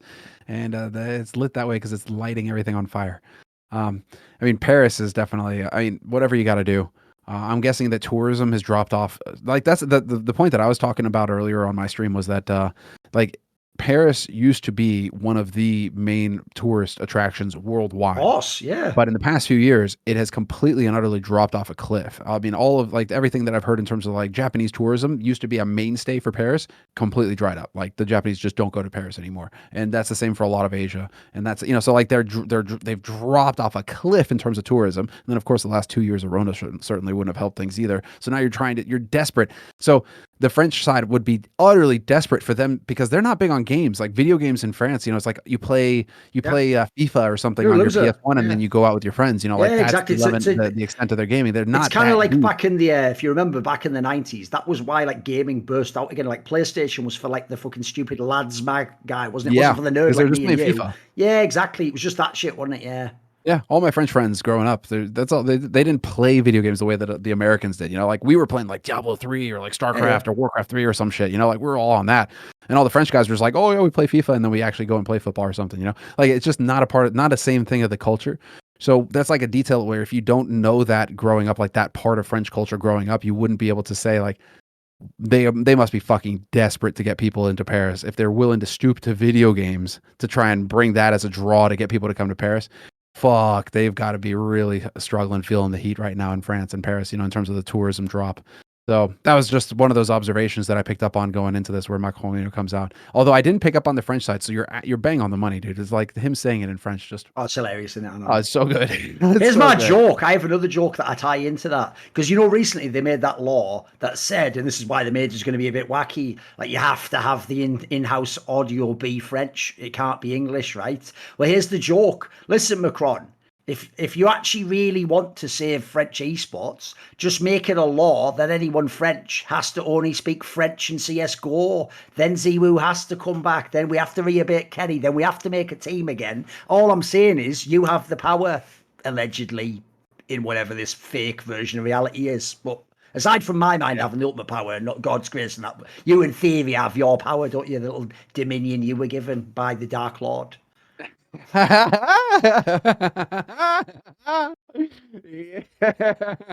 But definitely a you thing is, principality somewhere around there. if you're a fan of The Boys, you know that show. I obviously think it's not I haven't very seen good. it. I haven't watched it. I think the comics are 100 times better. Even though morons are going to go the opposite. Yeah, I don't care what your opinion is. You're a fucking pleb to me. All I'll say is the nickname for that character. It could be one of those ones out of The Boys. It reminds me of the character called Mother's Milk. Don't know why. Just call back to a joke from last week. Don't worry about it. Just keep rolling. Keep rolling. Keep moving. All right, what do we got coming up? Oh, well, speaking of other majors, speaking of other events, that was definitely one that was pretty. I mean, it's smart on ESL's part. This is the adjustment that you have to make because you're going into Brazil and it's a fucking disaster in terms of the talent that Brazil has to offer right now, putting them on teams and actually getting deep into tournaments. So if you're trying to figure out any which way you can actually get fans to be able to watch Brazilian teams on stage, it is to just open up the majority of the event to a live audience. So like ESL have actually, that's the masterstroke. That is such a power play on their point because 100% they're going to sell out. There's no way that they don't fill that stadium the entire time because otherwise there's just so little hope of being able to actually have Brazilians in that top 8. It would have been a disaster had it been a top 8 without any Brazilian teams in there. At least now you can say, hey, some fans still got to see them on stage. You know, and you can try and everyone missed that way.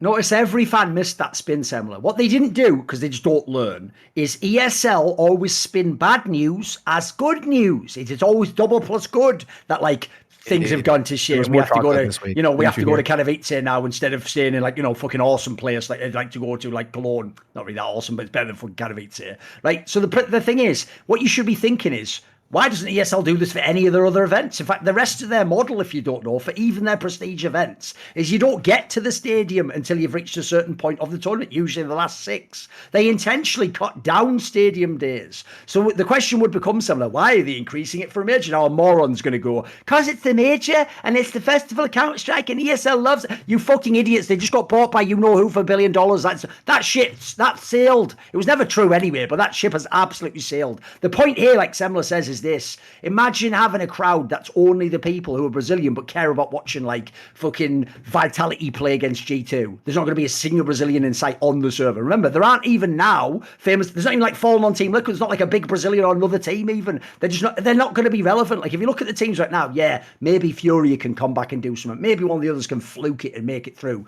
But the idea that like you could put like in the past, if they'd done this major, in the past, like the SK call would have been a lock for top 8. They used to make it every single time. And a canter. You had the Immortals and the other teams that could have done it. But I agree, if you look at the way that tournament's done, it's like the major flaw is that it's supposed to be the dream one where you have like a Brazilian team in the final and you have the craziest atmosphere ever, but you're just not going to have that. And what they know as a result is you better get ahead of that. You better figure out the contingency now because you can just see the writing on the wall. And then one thing I thought even, because remember they also added how they're adding more. One thing they're doing, classic ESL, is that fucking bullshit where you just count people coming in every day and at the end you lie and just say that they all came. So if you don't know the best example ever, right, they're saying 100,000 people will come. Now you're going, fucking hell, where's this like the burnabout? No, not all at once. That's over the many days of the event, right? If you don't know, that's how ridiculous ESL used to be. Because when ESL does the Spore Deck Katowice, it has a max capacity listed on Wikipedia of like 11,050. It doesn't even have that, because if you know, when you set up for esports, you have to put that screen at the top. You get like 2/3 of the venue. So let's say you get like 9,000 or maybe 10,000 tops. Let's be generous. Now, ESL doesn't go, we had 10,000 visitors. What they do is they just count everyone who comes for everyday Katowice, and then they just claim something absurd, Semmler, like 78,000 people came to the event. It's like, you fucking, that's not only disingenuous, like that is just a lie. It's not true. And by the way, if you intentionally don't have a way of tracking them, then you can't make a factual statement like that. You can't go, well, I haven't got a way of tagging who's coming in now. So if you just count everyone coming in every day, that's 78,000. Like, that's not the way maths works, mate. Like, that's just you taking numbers and just choosing to put them together and drawing a false conclusion. So again, even though the 100,000 thing sounds epic, that's just ESL fucking around with numbers. That's people in the esports industry manipulating metrics to sound more epic than they are, because what they're hoping is some local stupid writer in some country writes an article like, well, 100,000 people at an esports event. It's like, not exactly, you know, not in the way you think. But that's exactly it, and that's literally, I think, how they keep getting how they're able to convince people to buy in and keep investing in their companies at all is numbers games like these. It's all they're doing is just finding little tricks, every little trick you can do to increase viewership numbers, to increase any little trick you can pull off. That's what you're doing, because ultimately there's still no return on it, and not in a meaningful way. So the fact that ESL are out there, I mean, it's you can 100% expect to see something along those lines. There was actually a tweet that you put out that or not that you put out, but that you retweeted and then I retweeted, and it got like 30 likes. It actually blows my mind, because I guess just people, they don't remember. But it reads this way: if Blizzard and Riot Games had let IPL, O Gaming TV, ESL, Face It, Blast, E-League, etc. compete over their games like Valve did, they'd be so far right now. They'd be so far ahead right now. It'd be hard to even see them. And it's like, it's bang on the money. And the reason why I remember that. Sorry? Do you know who the author is? The author is one of the founders of ESWC, Semmler. Oh, well, there you go. Because if he wasn't a founder, he was there from the very beginning. Or whatever, like chimp avatar or whatever. So I'm like, I don't know. Oh, no, wait a second. Actually, no, wait, I'm making a mistake, actually. I don't know. No, I think he did work with ESWC as well. He also was with Against All Authority or someone back in the day. No, it was Good Game. That was it. It was like one of those like famous French orgs and Counter-Strike. Got it. Actually, I might have mistaken for someone else. But yeah, he's super old school French esports guy. So basically, because he's not like a direct industry guy, he actually is the guy who puts... his company at the moment does that bot called Over 9K, where it like strips from Twitch chat the reactions, and then it creates highlights based on what the Twitch chat overreacts to and what like the best clips must be. So yeah, he does that thing at the moment. He's sort of like an insider. So basically that's a guy who's mega knowledgeable about esports going back decades. So that's why he's able to do those tweets. If you know, it's more in the vein of what I would do. Because basically his point, which I've always agreed with, was, right, Riot in League of Legends has always patted themselves on the back because they had all these numbers that beat everyone else's numbers, and they had more countries playing. And what they never bothered to stop and think was this: you can't give them like a 10 out of 10 grade, because where's the control group? Like, what's the alternative that you can adjust against? And so I've always thought, and this is not a joke, in League of Legends, people who did see the year before LCS, where it was just a normal open circuit, you had IPLs and ESLs and then they just had their World Championship qualifier and then the Worlds, right? When it was more like Dota, mate, everyone fondly looks back to that era. Everyone's like, fuck, that was the shit. Because then if you were Koreans, you played against the Chinese guy at the next tournament against the Korean. You didn't have like only meet at Worlds type scenarios or at the MSI. And so I've always thought, mate, if they could have successfully, look, you'd have had to finagle it, because those people would have fucked you, and there'd have been power games. It'd have been Game of Thrones. But if you could have finagled the open circuit like that game could actually have been like, forget esports, it would have transcended. That would have been the first esport to almost be like a sport, mate, worldwide, in my opinion. Whereas instead what they did was the opposite, because they were going for eventually everyone gets their beak wet. They wanted to go the same Overwatch model. We want regionalised leagues, and then we want each company here to build their fans, and then it's going to be in this area. You do the franchise, and then you own the franchise. But to me, that's just such a naive... Yeah, it's a naive way, though, because the idea I'm saying is this: blow the sport up first, get it to as big as it can get, and then monetize. No, it's greed. It's just greed. Yes. At the end of the day, it's just greed, and like, how can you make the maximum amount of money because you have investors? And that's why this investor model is pure cancer, and you're seeing it in the war machine and in pharma too. So I mean, like, the bodies will keep hitting the floor. But like, in terms of gaming, it's the same kind of thing where it's just like, okay, Overwatch League, how can we do this? We can get 90 million from Twitch to sell our rights. Fuck yeah, sign me up. Let's go. Like, they don't care in terms of like actually growing the thing, and then they need to be in control as well, because they're all egomaniacs, and so there has to be that element as well. But like, that's what still blows my mind in terms of this ESL deal, where like, just, ESL being included in this tweet really fucking hit home for me, because if you remember, they used to run League of Legends. Yeah. That was their primary thing. They built a fucking studio. Shox, where do you think Shox come from? She didn't just sprout out of the ground and join up at Riot. She came from ESL. She came from SK Gaming before that. She was working with you, wasn't she? Yep, I actually was the person who brought her on as part of the there we go. Poster, yeah. And if people don't know, because SK and ESL literally had like ownership of the other company secretly, there was like a pipeline. Like, I even was commentating when I was at SK with ESL, so like, that was the pipeline. Yeah, the joke is that's how she came into the Riot aspect, to some degree. The thing with ESL is, okay, so imagine that already. League of Legends, ESL built it up. They run the productions. They invest mad money into studios, talent, all this sort of stuff, really making it a thing. And then Riot just pull the rug out from under them from one day to the next and say, actually, this is ours now. It's like the communism joke, like the Roger Rabbit, my esports, my LCS, like, it's all fine and dandy when you're running it and building it, but then when it becomes something, that's ours now. And so so that happened with Riot. Blizzard, StarCraft 2, same thing. You had all these other games that were being run on third parties, and then Blizzard just like, that's ours now. So it still blows my mind that you have these insane valuations for these TOs where your entire business could go under tomorrow if Valve decide to say, it's ridiculous. you know what, we're going to run it, or we're going to decide who gets to run our product now, or we're going to run it ourselves. Your business dies overnight. ESL would not be here if it weren't for Valve and Valve letting them run shit with Dota and CS. Yep. Your literal whole company runs on CS. So it's not like, oh, we love CS, we love CS and we've loved CS and it's always been the best game. And no. Your company would have gone under if you didn't have CS. That's literally it. Your lifeline was Counter-Strike, and so you put everything into Counter-Strike because it's all you had. And now maybe you're getting the scraps back the other time around, but without Counter-Strike, you wouldn't have anything, or Dota. But even Dota, ESL didn't want to work with Dota because the Dota pros were so spoiled by Valve that but hey, remember, you remember to work with. You really, that's still a thing. But like, you remember in the early days, dude, they love to pretend this never happened now. They successfully styled it out. I'll always bring this up. You can go back and you can check when CSGO launched. Everyone says they always make fun of one set of people, primarily Zonic, because he famously said the quote, "It'll never be as big as 1.6." But there's loads of others. There was other 1.6 pros, like Navi was saying, we don't really want to play this game, might not just keep playing 1.6. When everyone said all those comments, people love to laugh in their face. What they never bring up is all the other people who were in agreement. Like HLTV.org basically held out for a while because they were worried, by the way, since it's not CS 1.6. Like, will there be source people who get in our way and we have to battle someone for the rights and to get all the games? So they were even implying, because all their fan base loved 1.6, like maybe we're gonna slowly build into this game, or maybe we don't care about it. So HLTV.org were doing that, and then on top of that, ESL directly killed 1.6 at the end of 1.6 in early 2012. They just said this is the last tournament ever. Had like 40k live viewers, but it doesn't matter. Last tournament ever. Was shutting the circuit down, and then Red Eye, famously, who was like one of the product managers or something at ESL, came out and said in an interview something like, CSGO just doesn't feature in the Intel Extreme Masters plans. Now, sure, there was the side reason people say, which is that actually, because IEM at the time, a massive partner was Riot and League of Legends, and that was the game that was snapping and having all the views and was growing.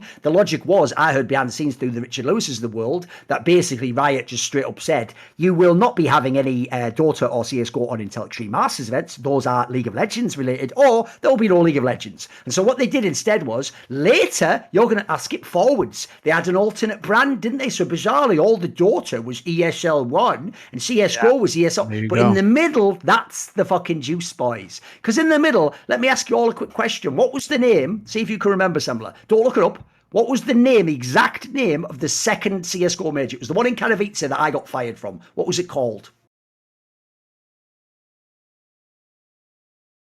Can't get it, can you?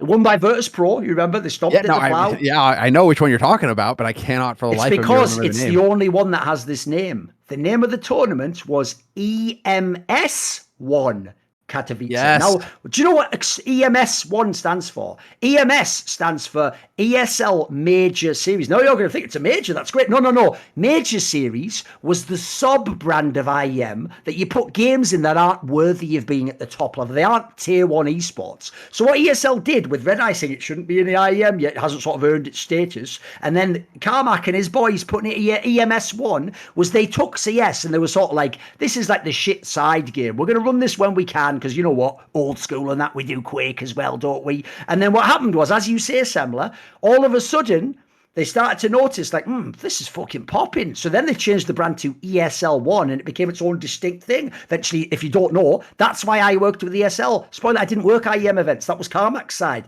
I worked with ESL1, a different brand, different set of people. They were like, we weren't there when he did all that stuff. And so the funny thing is, now it is the #1 game of ESL. It's basically, like you said, it is what has risen them to the point where they could sell for $1 billion. They could, all their success is tied to it. They even now act like they are Valve when you see them do these events. Like, the joke is they're celebrating 10 years of CS. Like, they act like they are fucking Valve. I won't say that, but whatever. Basically, in this scenario, I think it's ridiculous, mate. And so the joke is, like, literally, that's like ESL's the prodigal son there, mate. And we've just forgiven them and welcomed them back in and slain the fatty calf for them. It's mental, innit?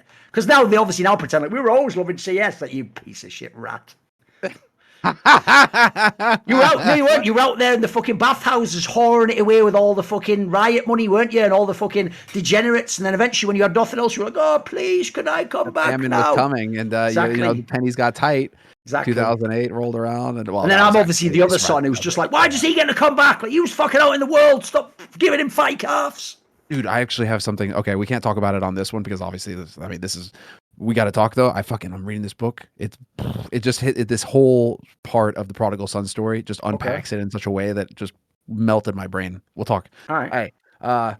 On it, just so I don't forget, because that's right up your alley. You're gonna love it.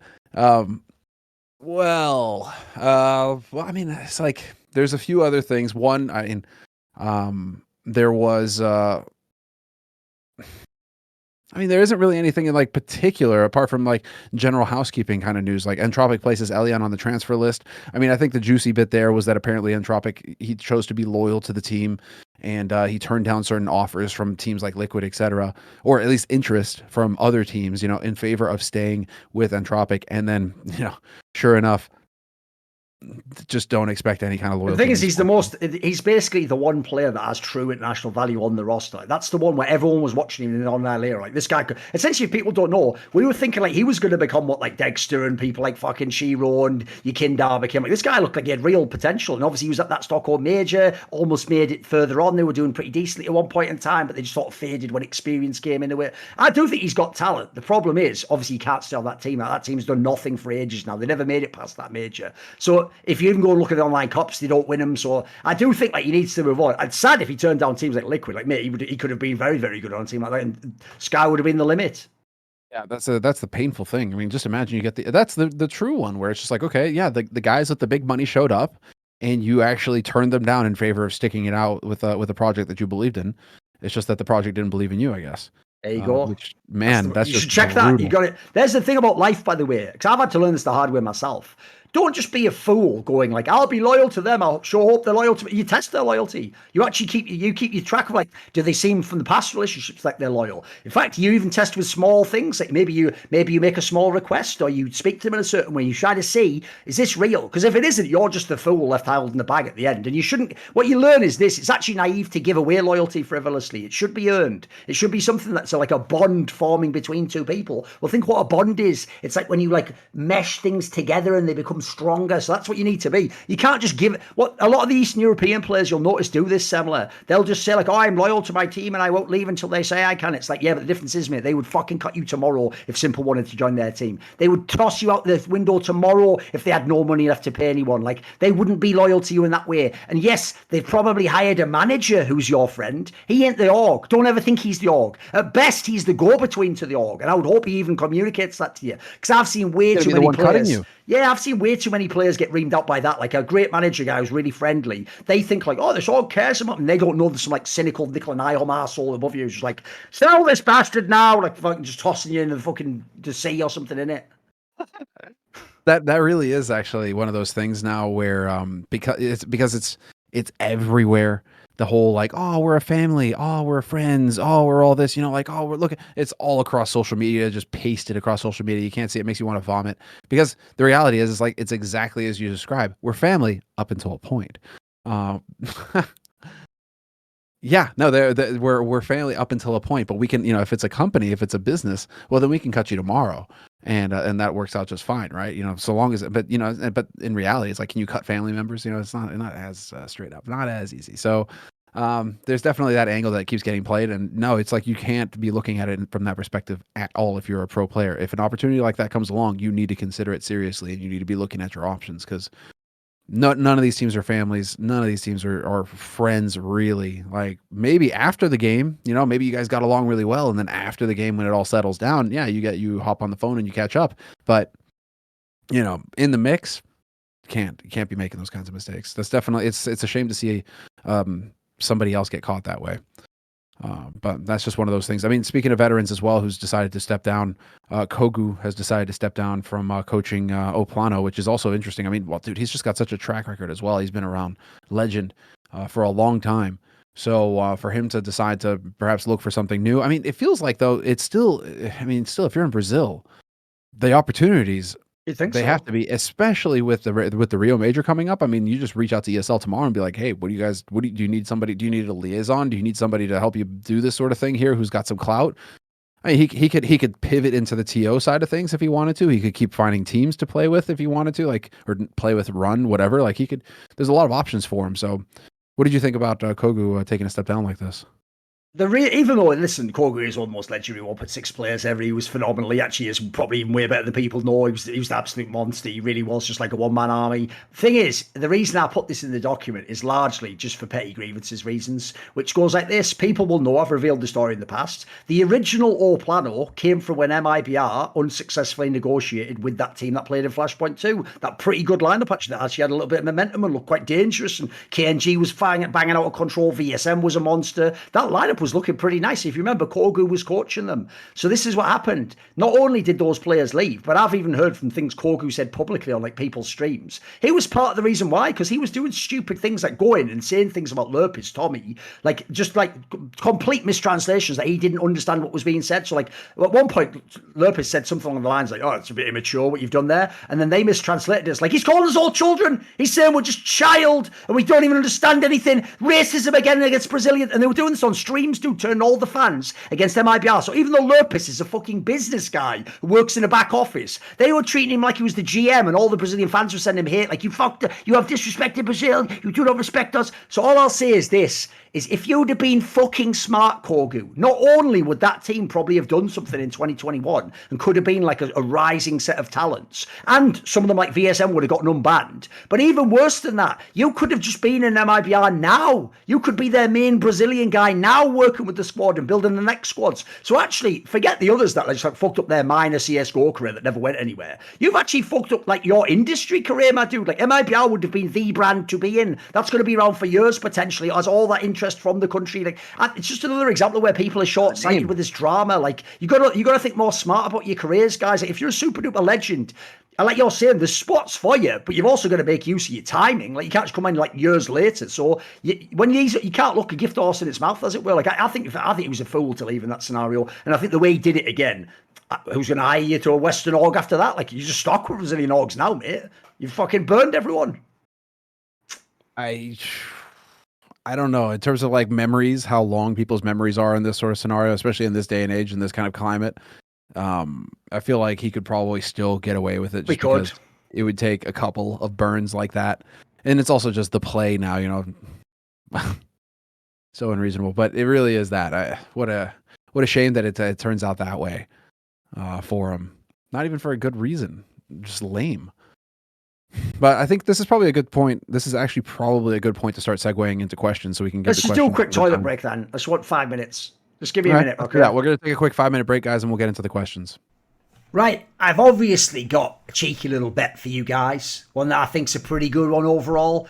We've got the next Pro League group coming up. It's going to be Group D. Takes place in a few days from the recording of this. And in it, we've got a bunch of like the North American or America's teams, for example. And one of them that I think is a straight fire lock. Remember, this is best of 3 on LAN. And crucially, when Team Liquid, with your Kindar, with that sick lineup, well, not super sick, but it's pretty good, right? That lineup that was making a run at Cologne, when they play against Movistar Riders, they are a 1.547 favourite, and Movistar's a massive 2.387 underdog. I'm taking the favourite here, Team Liquid. Remember, Movistar's just lost Son Pius. They've just lost their best player. I actually think without him to put the raw frags up, they're going to have a really hard time. I don't think they can do this upset online. I know a lot of people will be riding them because it's Movistar. I don't think it's possible, so I'm going to say I take the Liquid side pretty heavily. Like, I'll put a nice little 1,000 on this, I think. 1,000 USDT. The Team Liquid wins. I'm loving those odds. 1.574.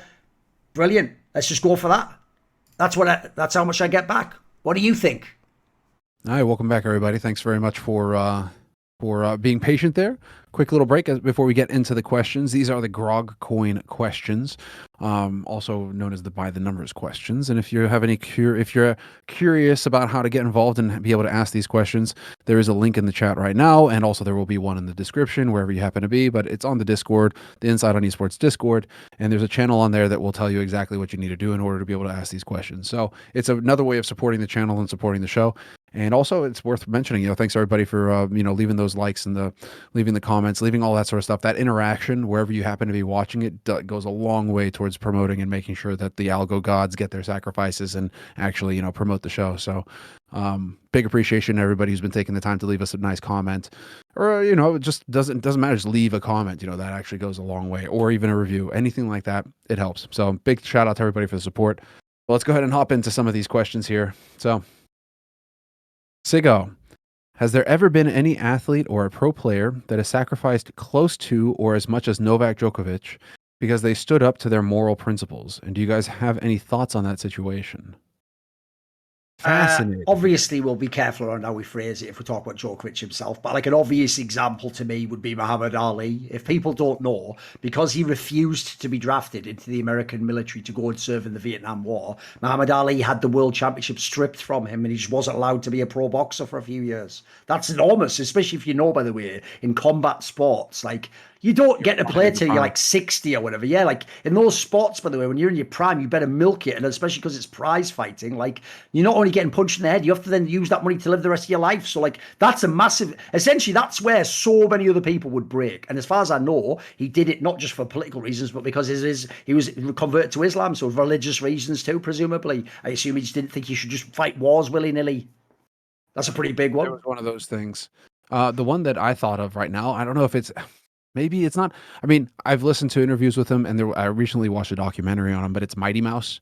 Demetrius Johnson. Demetrius Johnson because he was essentially the most dominant guy in the UFC, because he just didn't want to put out be that kind of role model. He didn't want to be the McGregor, talking. He didn't sell many tickets despite how good he was. Yeah, that was exactly. Yes, that's one of the things actually that Dana White said. It was like the least sold pay-per-view in history, in UFC history up to that point. So I mean, he wasn't making any friends by being the nice guy, but he really was. He wanted to be that guy. He didn't want to go out to clubs. He wanted to stay home and like stream video games. He literally had a stream that he was doing. He wanted to be there for his family. He wanted to be there for his friends, his kids, all that. He just wanted to be like the family guy who shows up, fights, kicks ass, and then just goes back to being the family guy. He didn't want any of the other stuff that draws attention. And so, because he refused to change and because he really wanted to stand by his principles, Dana, they just yeeted him, and he's over at one championship now, arguably the bigger of the two, and doing great, it looks like. So, good on him. But he's probably the guy that I think of, that pops to mind right off the bat.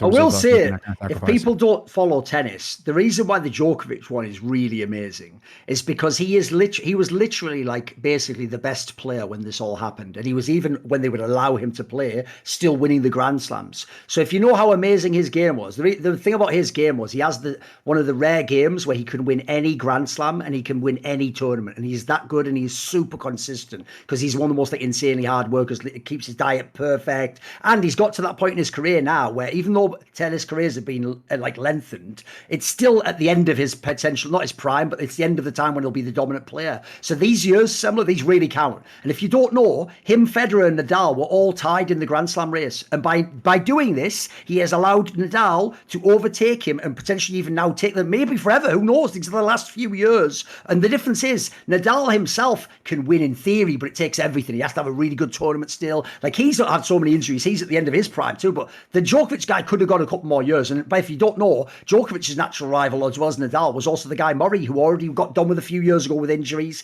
And if you know how tennis works, it isn't about being good. Like the Medvedev guy was really good and a bunch of these guys. But if you've never won before, the guys that have won 20 times, they're killers when they get in those finals, mate. So when they get there, if you're facing another one of the killers, you might lose. Nadal might beat you, mate. If you face these young guns, you can break them, you can come back on them. They even grew up worshipping you. So if you win Djokovic, the idea that essentially he's turning down multiple Grand Slams, and by the way, some of them with the implication, it might just be for the rest of history. He might never get to play some of these that he was a champion at. That is a very, very unusual thing because so many sportsmen, they would absolutely, not even just for the money, just for the records, to try and be the guy with the greatest in history. They would do that. It's why it's like the devil in your ear. It's why it's a Faustian pact. It's like, look, just do this thing and you can have everything you want.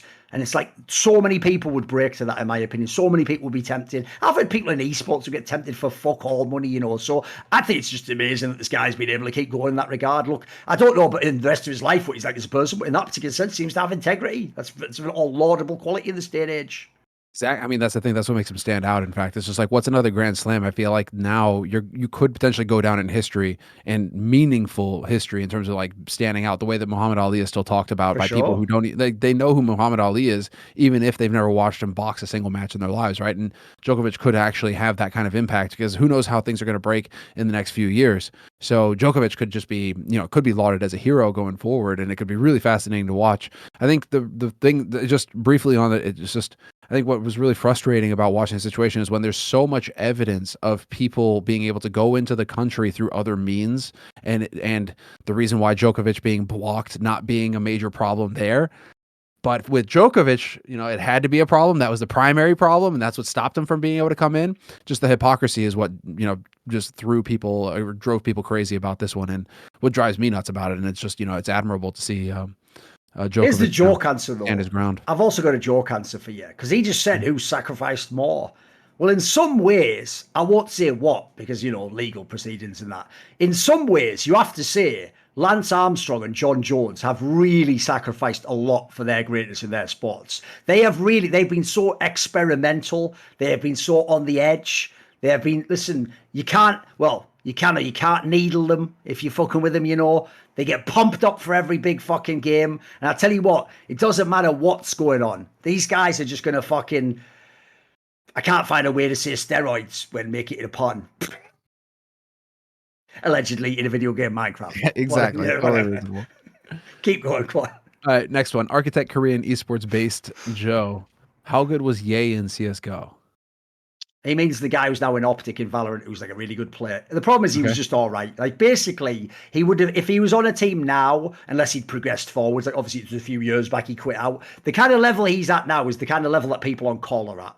Like, there's some good players there with some skill, but they haven't ever got like the proper lands under their belt or enough success. They're not going to be on Team Liquid, or it's borderline if they will be. He was like a decent player. He was a prospect at one point, but he never broke through. He was never like a monster like some of the players who were in like EG, the good ones, and NRG and those teams. He never quite got to that level. So I actually think he was a good example of someone who should have switched over, like Attendance, where it's like, just go and be a dominant in the other game, because actually you can have your prime there.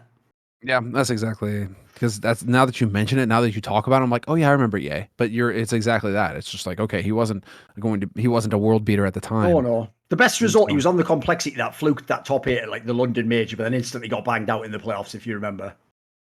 Interesting. It was like a one-off fluke. IWD, please fuck my girlfriend. Always a favorite.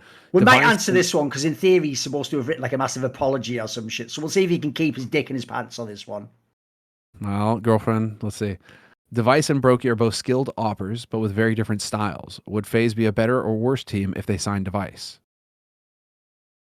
Right. The main problem with that for me is I do think Device is a better operator and a better player than Brokey, but here's the rule I have in Counter-Strike. I have a rule I made years ago, which is when a lineup can win and shows no signs of stopping winning, you never change a player. You never.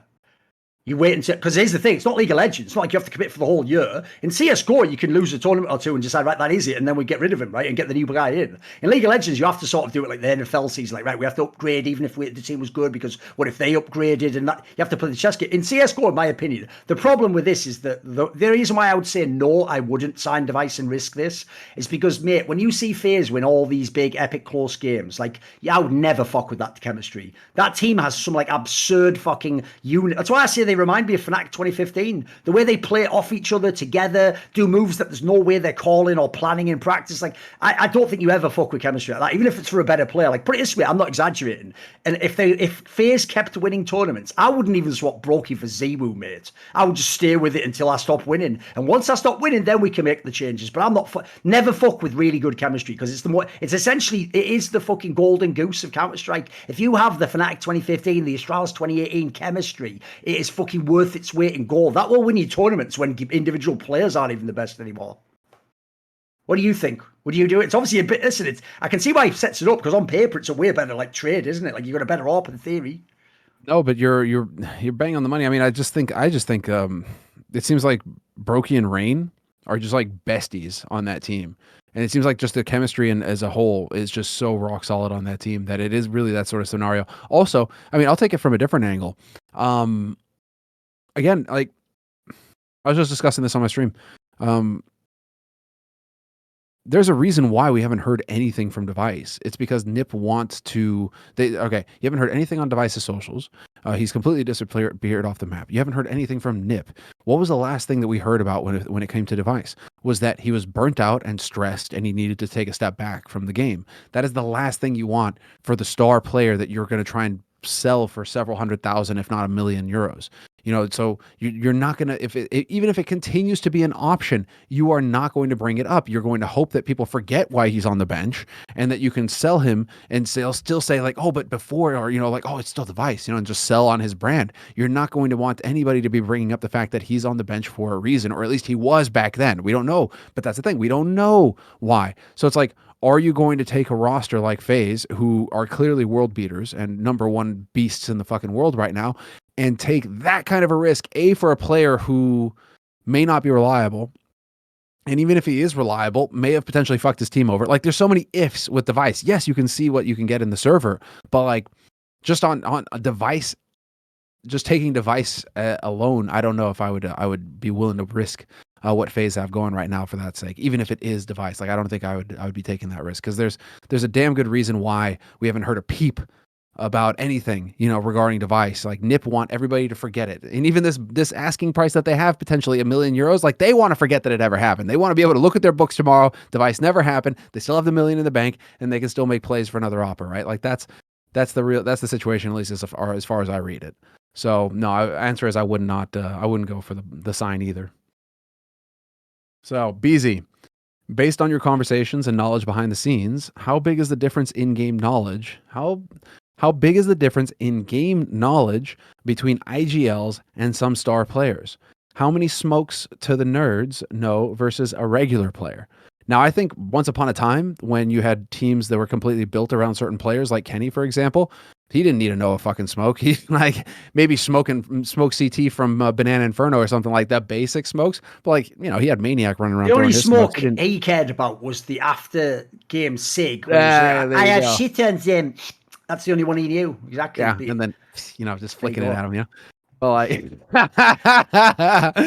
but yeah, no, I think at the back at like the beginning of CS:GO, you could get away with being a star and just never needing to know any flashes or smokes or any of that sort of shit. You just clicked heads or clicked bodies, and that's it. You just took over. Today, I feel like that gap is much smaller. You watch some of these teams, it feels like even the star players know all the lineups, and actually like some of the best players know all the lineups. Like Rops is a fucking meme with all the lineups he knows. Amazing. So, I mean, exactly. So I think that's completely changed now in terms of at least the nuts and bolts mechanics of the game, in terms of like flashes, smokes, timings, these sorts of things. Now, maybe certain stars still don't know the reason why they're doing something, but they will know how to do that thing. So if that makes sense. There's a video you should all check out. You'll love it. If you've ever seen on some of my watch parties, there's a guy I have on called King T, who's one of those like YouTubers who makes videos about like up and coming players. Yeah, the Nade one. Yeah, I watched that one. He did one where the joke is, I've been telling you for years that like you're told, because HLTV gets ahead of themselves and says that I don't understand stats, that they're all super genius maths guys. They almost have the same shit fucking back or fake Marvel villain origin story as Valens, that he's some super hyper genius. Never seen anything in the bloody game to suggest it, but keep saying it, guys. So when you all believe that, you all think like, utility damage. So you've all been going around talking out your fucking arse for years. You've all been going around saying stuff like, actually, this team's better than the other one in utility damage, and you didn't notice that like they play Overpass and then the other team plays like, I don't know, fucking Dust 2 or something. Like, you didn't even notice it wasn't even the same maps. And that also then things like, say you throw like nades just to like clear space, not to hit someone. Well, that doesn't count as damage, does it? It's like, by their logic, that's worthless. Meanwhile, you throw a nade that like does exit damage on someone, doesn't kill, that does damage. Like, that counts. Like, see, the numbers are all over. So this guy shows how those stats are completely fucked. But basically, there's another thing fans do. Fans think game knowledge is like knowing a smoke. No, game knowledge is stuff like the reason why you think a player like Get Right has wall hacks on, or Flusher, jokes aside, because obviously I think he played when he didn't cheat.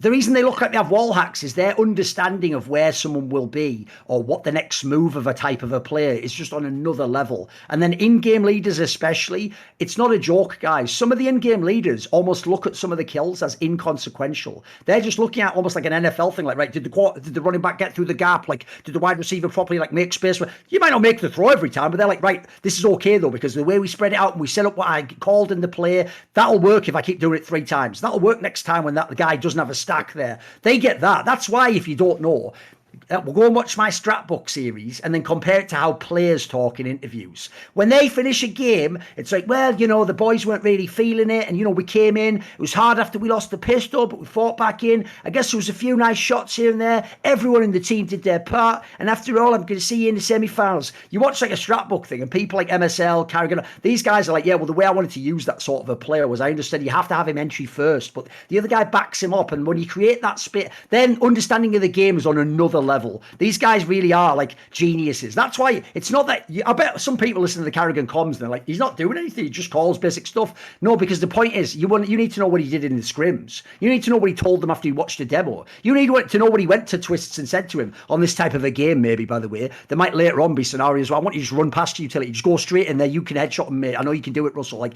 that's the sort of shit he's seeing that you're never going to be told about. It's the secret sauce. But those guys, that's why they're worth their weight in gold. It's why even at the end, when he was a bit of a dickhead, I still thought Zeus from Na'Vi had a lot of value. Like, he was clearly a super intelligent guy about Counter-Strike. Like, as much as people made fun, like, oh, he's holding Simple back only individually, I'm sure as an IGL, he was doing a great job for Simple, Yeah, that was yeah. Well, also, I mean, I think probably it was one of those necessary stepping stones. Just in that very specific case, it was one of those necessary stepping stones for Simple, because Simple can't exactly tell Zeus to fuck off, So if somebody was going to be able to kind of rein Simple in and keep a grip on things, But yeah, I think I think we've done a good job summing things up. There is a level of nuance that IGL still have. But I feel like in terms of just pure mechanics, like the gap is significantly closed. Now the barrier to entry is much higher for Pro CS, for Tier 1 CS. The amount of ground that you have to cover to be an elite player is still very high, even if you are just a basic, head clicker. All right. Mini idea. Social Dynamics 101 tips and advice. That's it. What's up? That's the end of the question. So this guy basically told us, like, can you teach me how to be a human in 5 minutes at the end of a TV show? Go and pick up George Washington's 100 Rules for Polite Behavior, or whatever. I think that's the title. But I had a copy of it, and my dog chewed it up. So dog didn't like George Washington for whatever reason. Little heathen bat. So I chucked him out. No. Dog's great, but I love that book so much that my wife went and actually ordered one for surprise. Like, she got a new one for me and brought it over. It's a tiny little book like that, and it's just 100 rules, and it's all sorts of stuff like that. Where it's just like, maybe so if somebody comes up to you in a public gathering and begins to speak to you, you stand up. You don't stay seated. You stand up and you say, "Oh, hi, how's it going?" Well, you introduce yourselves and whatever. And maybe if the occasion calls for it, you sit back down again. But you don't stay seated when somebody comes up to you to speak to you. It's all little details like that could actually make a little bit of a difference. You don't walk side by side with someone. It's all little things like that. So go and check out that book, George Washington's Rules. You can find it real quick. That'll probably give you some help in terms of. Yeah, here's the thing.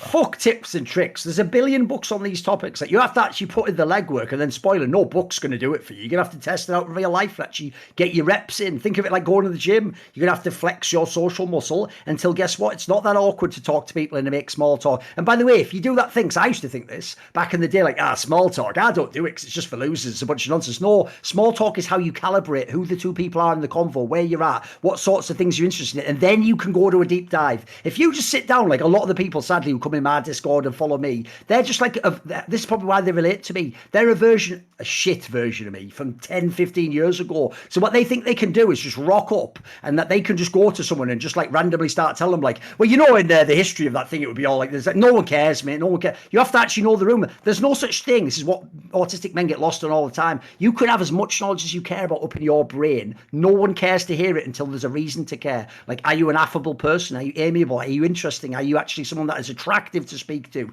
Do you have a warmth to it? Can you entertain them? Do you bore the fucking shit out of them? You can be given straight fire facts and details, but if you just do it like a jackhammer, you don't give any, they're not going to fucking care, mate. They're actually going to be tuned out, and then you're going to be the loser in that fucking meme in the corner going, they don't know that I know everything about CSGO, and they're all like, la la la, we're fucking these bitches, who cares? Like, no, da da da da da da, and you're just the loser, and you're thinking they're the loser. They're not. Everyone, the joke is you're the one not having fun. You're the one who can't talk to someone. You're the one who sat there going, I wish there was someone who just knew exactly the topic about anime that I like. It'll actually enliven your life if you can expand your social dynamics, because spoiler, all the great stuff in life involves social dynamics. It's who you share it with, who you're talking to, who are you going to see next, who's giving you a recommendation like this, what friendships are you growing, what ones are growing apart, how do you navigate between them. I think it's everything in it. So there's a load of books you can go. Dale Carnegie, How to Win Friends and Influence People. There's all the classics. Like every fucking topic. Stop thinking we're just going to do all the reading for you. They give you like the 3 easy cheats that people hate online. Like, no, you have to do the legwork and learn it for yourself. So put in the hours in the gym. There is that saying, we read the book so you don't have to. But that may not be. I mean, that may be one of these angles. But you're right. I mean, I guess one of the what is it? That's just what the NIP accountants say to the Swedish government, though, isn't it? There it is. That's pretty good. That's pretty good, actually. Yeah. No, Or was that what Flusher said? Yeah, there you go. Whatever. The other, it's the same joke, basically. Aye. Blaz, if you got noclip IRL, what would you do with it? Where would you go? Oh, if you could fly around and go through walls. Yeah, if you could go through. If you could fly around and go through walls. Sadly, I know exactly what I'd do, but I can't say on a podcast like this because it would be so deep in terms of like the paradigm of what life in this place we live is that like it would be too out there. The So thing is, basically, I would go really through hard. walls. Because are we accessing different dimensions, right? Because we actually, there's like the whole idea that we're the angelic beings, demonic beings, spiritual beings, right? Like they are actually on a plane that's parallel to ours, like and so the reason why they can be aware of everything is like, imagine if you could see through atoms, right? Because there's space between atoms. That's the fucking crazy thing. Because there's space between atoms, there's air, and so imagine if you can see through the atoms of this wall, for example, and so you can actually just perceive everything around you at all times, and then you don't need to open the door. You walk right through the atoms. You can move your atoms through those atoms, and so you're actually occupying like a different level of a dimension, right? So I guess it really, it's like, what would you do if you had that kind of power? Dude, I've just realized something. Listen, I actually just want to make a statement. The joke I made earlier actually had a second angle I didn't even think about. When I said Sado would bring racing to it, I obviously meant because he's into Formula One and racing. I actually never even thought of the other fucking angle. You never thought about the other angle? No, that wasn't what I was doing actually at all. If you don't know, I actually probably wouldn't make that edgy joke. I actually like Sado. That's made it worse. I meant just because he's in all fucking Formula One and he never shut the fuck up part on the cast. That's mental now, isn't it? That's whatever. Best by the numbers. See you later. That moment, you think he's mad about CS? No, that thing actually set him back in his real goal, which is working racing, was just to work in like actually like doing the mainstream broadcasts for racing. And so the fact that he did what he did fucked up those odds even more than they fucked up his esports thing. Because look, he's back casting esports, whatever. He went quiet for a couple of years, and now he's back in the mix. And ESL have brought him back with open arms. But he's not. It's like it's actually really slowed him down in terms of his other projects. So. That's why I thought that. And dude, is there actually a specific place you want to go though? Is there anywhere you want to access that you haven't been? No, I would use it to just solve crimes. Like it'd be really that boring. It would just be like, oh, okay, I'm like, because what I would want to find something good to do with it. Like it would have to have some kind of good purpose and some not some flippant thing like, oh, we're gonna go into the girls' locker room or whatever the fuck. You know what I mean? Like I'm going to use mine for a shit one because, like I said, the real ones I have are way too based. So what I'd actually do is I would just go to one of the houses of the people who own one of those 5 copies of like the Jodorowsky's Dune, which was like the script book but for the movie that never got made. Yeah. It was done like storyboard style with all the story by Mobius and I'd just go to their house when they're not there and read the book. Like I say, I'm not doing the real shit I'm doing, but I just do that as an aside thing. There you go. I've read that book. Yeah, okay, side quest. Got it. Yeah, fair enough. Joke's on you. That's not bad. But then would it be stealing because you're stealing that information, right? Like would that I'm only going to read it and I'm going to nip out. Look, at this point in time, they've got bigger things to worry about. I could just no-clip through fucking walls. Like at this point. By the way, if I can no-clip bullets go through me as well, so I can imagine I'd be pretty wilding. If you can no-clip, I mean, that is, you actually, like, that's the thing. Like, if you no-clip, you are actually on, like, that spiritual, like, level where that dimension, the next one up, basically, from the one that we occupy right now currently that we're kind of stuck in. But, it's like if you get possessed, well, the demon has to be somewhere. It's not, what is it, in your spleen? Is it, like, in your body? No, it's somewhere else. So, you're clearly connected somewhere in some way to a different plane. So this would be accessing that plane, and then... Yeah, it gets all out of the place. All right, yeah, fair enough. I'm lame. I would just be like, I'm gonna use it to just solve crime or whatever the fuck. Like figure out shit, and then there we go. That would be the play. Ace, a pro player comes up to you looking for music recommendations to get in the mood sexually. Who comes up to you? What do you recommend?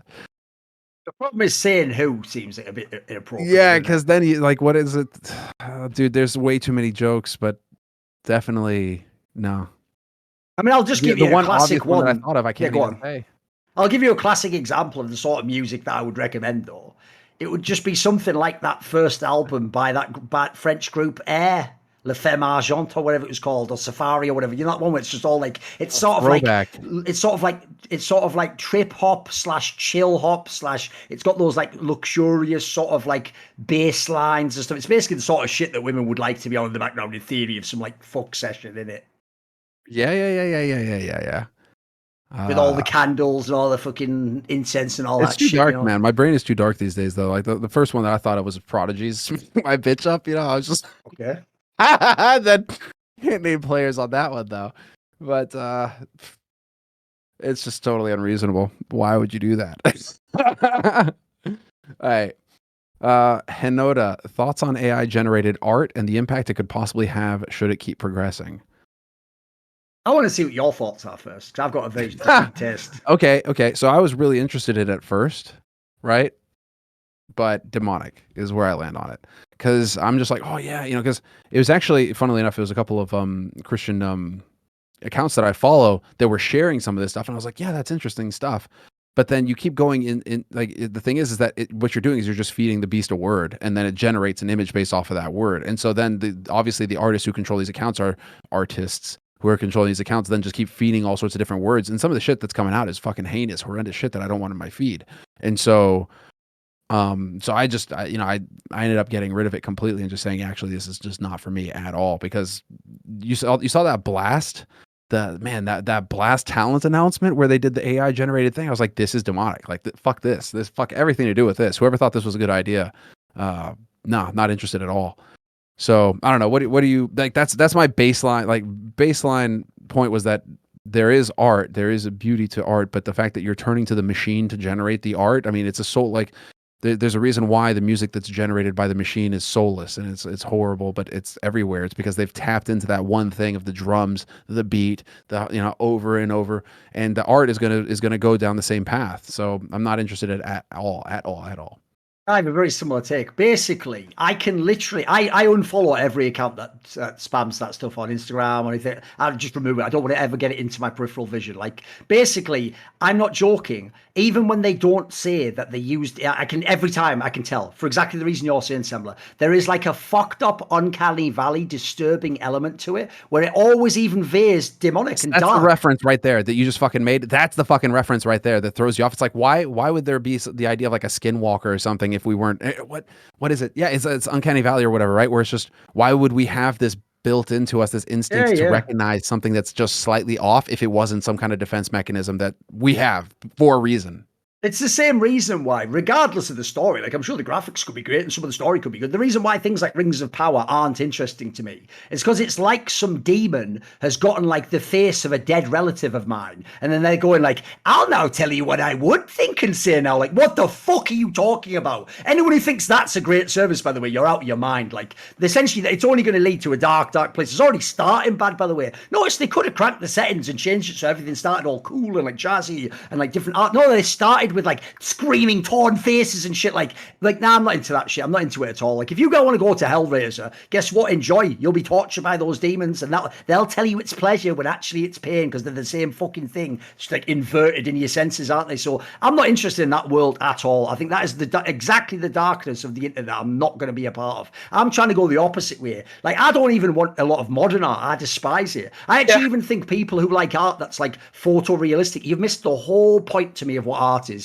The reason why art can actually be even abstract but good is because it's about like, it's just an expression, isn't it? It's not supposed to be like pure technical skill like a camera. Even a camera, by the way, spoiler, doesn't actually take images of what you see. It takes what a camera sees, which me and you don't know only too well. You can look totally different on camera on the screen than you did in real life a minute later in the green room. You're like, this isn't me at all. That is some sort of fucked up thing like those Indians thought, that like it steals a part of your soul that you never get back, and then formulates it into the world over and over again. That's why I also find all this this thing like, it's so cool. We'll have holograms of dead people. Like, what are you talking about? You are aware, like, every culture that ever successfully held together its people and had honor and respect was against all these types of behaviors, the necromancy, the summoning of demons, the communication with the spirit realm. Like, this is the shit you don't want in your life, mate. And you don't have to agree with, like, the bent that we're put on this. Just feel what your intuition tells you. Feel what that vibe is. I even go a little bit further than you, Semmler, because one area I've noticed you're still a bit into, maybe because you're from the sci-fi angle, is I can't even enjoy, like, stuff that's, like, metal anymore. As in, like, oh, that's so, like, gnarly and shit. Even that's gotten really disturbing for me, mate. Like, now that I've withdrawn, and especially because I've followed all these amazing, like, 17th century, like, Russian art accounts and stuff that are filling my eyes with, like, the most beautiful things and imagery and religious art. Now that I see how that, like, lifts and inspires the soul and has, like, a soothing quality to you and makes you feel like there's warmth and hope in the world. You don't get that from the metal stuff. You get the thing like, oh, it's supposed to be, like, twisted and it's like my aggression, and there's something dark about that whole realm, in my opinion. So I can stay the fuck away from anything AI. I don't think there is artificial intelligence. Well, I think there are other things that they propose as artificial intelligence, and quite frankly, when they say they want to merge it with you, like, read the fucking room, look in history, and see what sorts of things want to merge with the consciousness of humans, mate. Well, that's exactly. This is one of the points that I've really gotten a lot of interest in recently, and it's called the via pulchritudinus, and it's basically the via pulchritudinus translates as the way of beauty, and it's one path. I'm just reading this because this is really what it applies to, but it's one path through the fog and lies which leads back to good and the true, and ultimately to a deeper connection with God.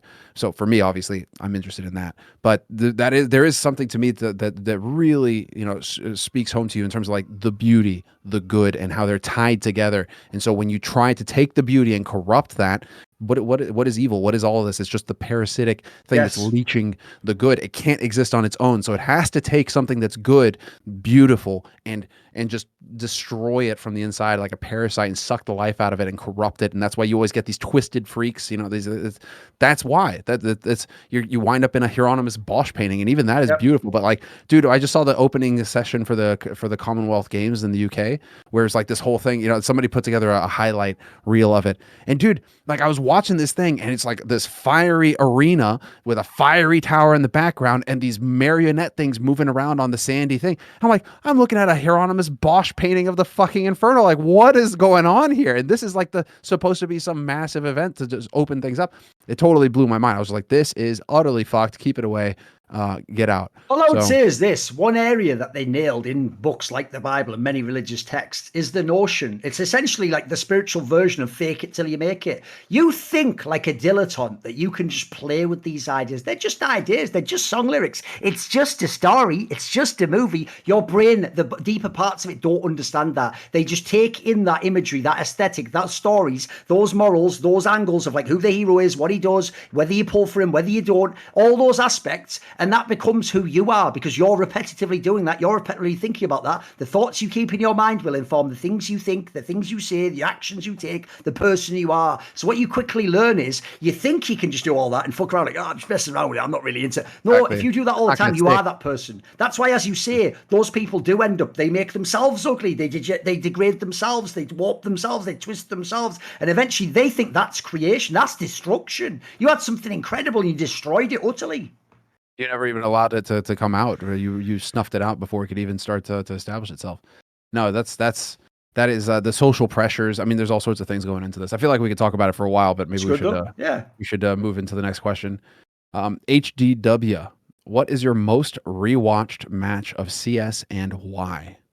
Ooh, what would yours be? Come on.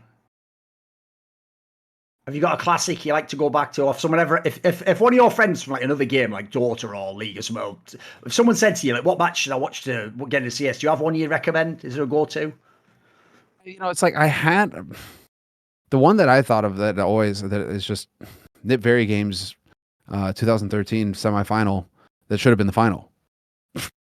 And I've rewatched a few of those, the nuke map in particular. Like, I've rewatched a few of those, and that's been the go-to. But then that really just shows, like, what a boomer I am, as in, like, I lived back then in that period. Like, that was such a high peak in terms of just, like, where we were at the time, and I guess my headspace at the time of just, like, that period of time for me is still just peak CS, because I think everything was just so awesome back then. There wasn't any of the corruption that had managed to seep in yet. So that's really colored a lot of my memories in terms of Counter-Strike matches. And yeah, interestingly enough, I don't actually spend that much time like revisiting matches. Like I really don't. I'm much more just plugged into the now rather than going back to rewatch the matches. What do you have one in particular that stands out? I'm just looking because I actually wrote an article a few years ago. Sadly, it was on VP Esports, a site that's now dead. But you can use the Wayback Engine, you'll find it. It's called like Thorin's 10 series CS:GO fans need to see. And I think I wrote it in like 2017 or 2018 or something. And I the thing actually think is, I've read this one. I think I've read this one. Like the when key you wrote thing it. is, I didn't just put all the obvious ones. It's like some of them are really famous ones, but other ones, like I just don't put in some of the ones that people think are a bit whack. So I'm just trying to see what I add on this list here, because I'll tell you like a good one from this list. Because that way I know these ones are all fire. I'm not just going to pick one from memory that I can't remember how good it was. So I'm just waiting for it to load a second. When it loads, I'll tell you which of the 10 I recommend. I'll pick one out for you. By the way, spoiler, it'll probably be like a Virtus Pro one. Virtus Pro nearly always made for the best games. Let me have a look here. What was a good one? Let's see. Where's the good VP ones? Oh, I'm having to go all the way down for them. Let's see. Yeah, it's a bit of a reach. You know what? Even though I would just say this way, it's not a great match, but I would actually just say, we just talked about earlier, why not watch the Katowice 2014 final, Virtus Pro versus NIP? Because here's the thing, when you watch it, you have to understand, that is one of the craziest outlier matches probably ever in history. Like, even if VP wins, you'd think it'd be like 3 maps, they're really close, they just fucking stomp NIP. NIP has a few rounds this coming back. Final? The one where Fiflaren goes 9 for 44. Like, this was unthinkable, guys. Like, it was an IP. You could beat them if you have the game of your life, but these guys just shit stomp them. Like, it's just mental. You'd have to go watch it. And by the way, it's not like NIP players were trash after that. They had many years they were continuing on winning tournaments. So it's just one of those like epic moments in history. Essentially, it's more of a beatdown. It's like, it is like, you know, a down goes Foreman. Like, it's one of those moments, you know, like you knock the motherfucker out or whatever. Yeah. It's a classic. Man. Astralis, and it'll also remind you of that thing I said earlier about what a douchebag Carmack is, ESL Major Series. Oh, yeah, there you go. The Atlanta final. Yeah, probably at that one. The VP Astralis Atlanta final. The VP Astralis Atlanta final. Anders and I were casting that one, and all the view was amazing. That was actually one of the best venues because it was a theater, a tiered theater, and they'd set up the casting booth so that we just had a view of the entire thing. Like we were off. It was like an opera booth basically up in the top, and so we had the stage. I could look and see the players. I could literally look down and see Taz losing his mind. Like I could watch the players' reactions. I could watch the fans. I had the screen. It was just the best casting setup I think we've ever had. Almost, it was just so good. That would rank pretty high up there for me for sure. Man, that's the Thorin intro meme. My name is Fiflaren, also known as 944. Yeah. Never forget. I hope Fif's doing well. I haven't talked to Fif in a while. Gonna have to see how he's doing. He was over here for the Stockholm Major and also for Copenhagen. He was he came over, so that was really cool. Got to catch up then. Okay. It's go. What have been the worst consequences? What have been the worst consequences of the Industrial Revolution? I mean, the ultimate one, if I had to nail one, would be like, I'll give you 2. One is complete separation of man from the land. There's one. Number 2, I would say like the gradual destruction of the family unit by the state. Those are the big 2, I think, because if you don't have those things, history's different, isn't it? Then you've got like families and clans. Like a famous thing a lot of people don't know is in history, people weren't just like a man and a woman in a family. You were part of a family that was a larger family, like your house or your guild or whatever, or you're part of a town and a community, and then that was part of a region, which then had like Game of Thrones had bannermen that were then loyal to a certain lord, but then your lord only goes to war if it's like the right war that's worth expending his soldiers on. There's all these things that were built into it that like had a logic to it. Like you can navigate that world. There are things like honor and respect. You could understand where you are. I think everything after it, you became a cog in the machine. Like, I mean, that all may as well be Narnia. That may as well be fucking Lord of the Rings and stories and watching on screens because it's no connection to us. If people don't even have any connection to their people, they now think, by the way, it's just what it says on your passport. That's your people, right?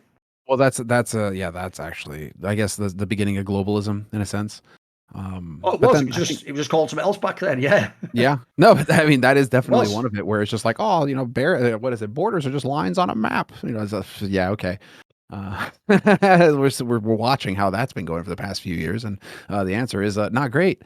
But man, the industrial, like, okay, I get that. Like, the thing is, I would almost carry over the destruction of the family unit to the sexual revolution as well. Though I would like, because that's where, interestingly enough, like Well, Thomas Sowell to get talks all a the lot women into about the this. factories and that, yeah, of course, they had Yeah, to Thomas start Sowell breaking talks a that down. lot about this in terms of Yes. the impact of, say, just implementing sexual education class. Everybody thinks that's a good thing, right? Like the implementation of sexual education class in public school in the United States, and at the time it was implemented to the claim was that it was implemented to solve problems like teenage pregnancy and STDs and out of wedlock intercourse and all that sort of stuff.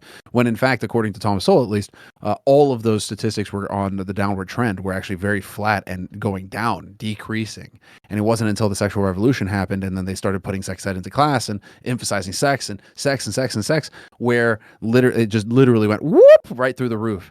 So they created the problem that they claim to be trying to fix, and it's been Giving a ideas, downward spiral basically. ever since. Yeah. Sorry, go ahead. The joke is they were giving you ideas while pretending to protect you against them. What they were really Exactly. doing. That's exactly it's it. why in the modern day, without going into specifics, what they do is they go, hey, you probably didn't know this, but do you know all these sexual positions that exist? Well, anyway, if you were to do them, be responsible. What are you fucking doing, mate? Like, you're just giving motherfuckers Exactly it, ideas. You don't even know that it's a thing until somebody has Yeah, to come along and exactly. tell you about it. And so, yeah, that is definitely I really that was just one of the many steps along the way where Thomas Sowell blew my mind and just completely changed a perspective that I have that is still, I mean, mega brutal, because you really do feel like Cassandra, where it's just like, no, this is reality. This is actually what happened here. You can look at it, but people are so indoctrinated to think that, no, this is good, that they can't see it. You're just telling them, like, listen to this. This is the real thing. But like, no, because they're so plugged into the emotion or just the narrative, the message, whatever, like, oh no, these things are good. You can literally try to show them the facts and it doesn't matter. You're not going to be able to change their opinions, or it's going to take so long to do it. It's a really interesting experience. But okay, moving on. Snake Gold, if you could coach only one player all day, every day, who would you choose and why? Okay. So let's just make it active players, like not some old school player.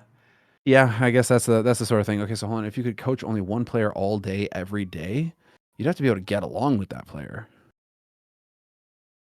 Who would you choose and why?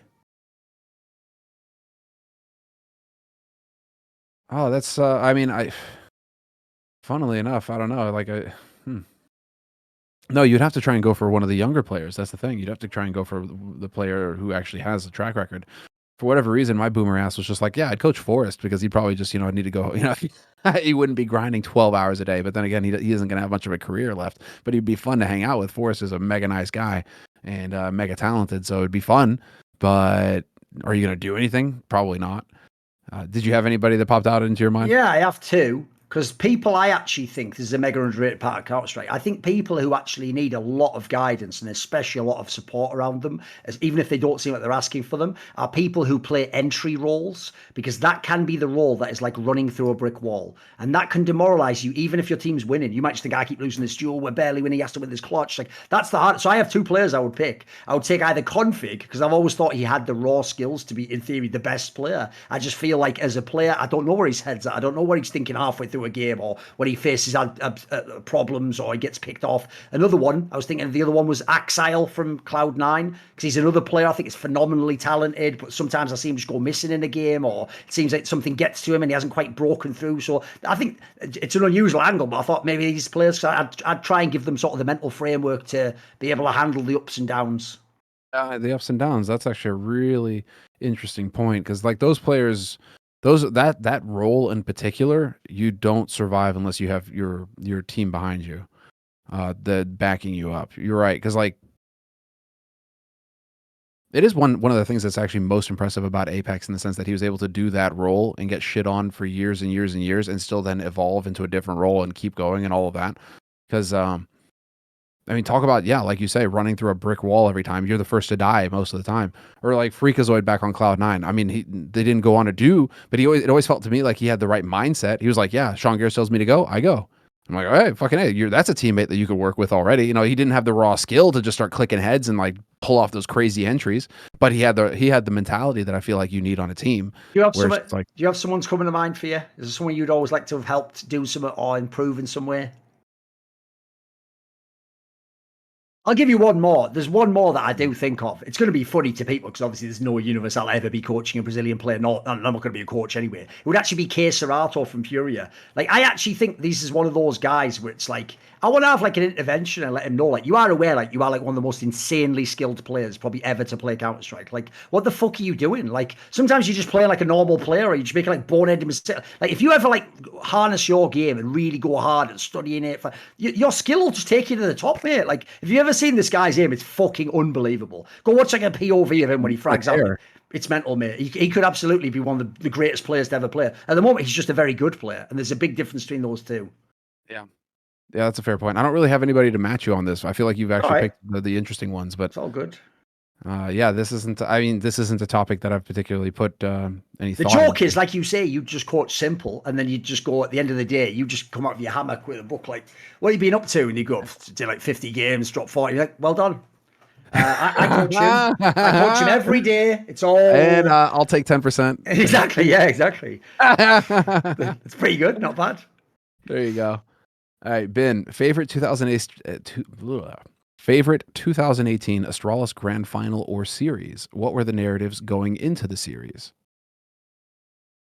The problem with Astralis basically is they usually used to just beat people convincingly and not make the final great. They actually ruined a million finals, didn't they? Yeah, exactly. So the problem is you're going to be hard pressed to find a really good one, I imagine. Let me think. What would there be? Maybe I'll have to do one where they did a comeback or something. I'm trying to think which one it could be. Let me think. Okay. Let's see. I'll find one for you. Because, man, you really have to go.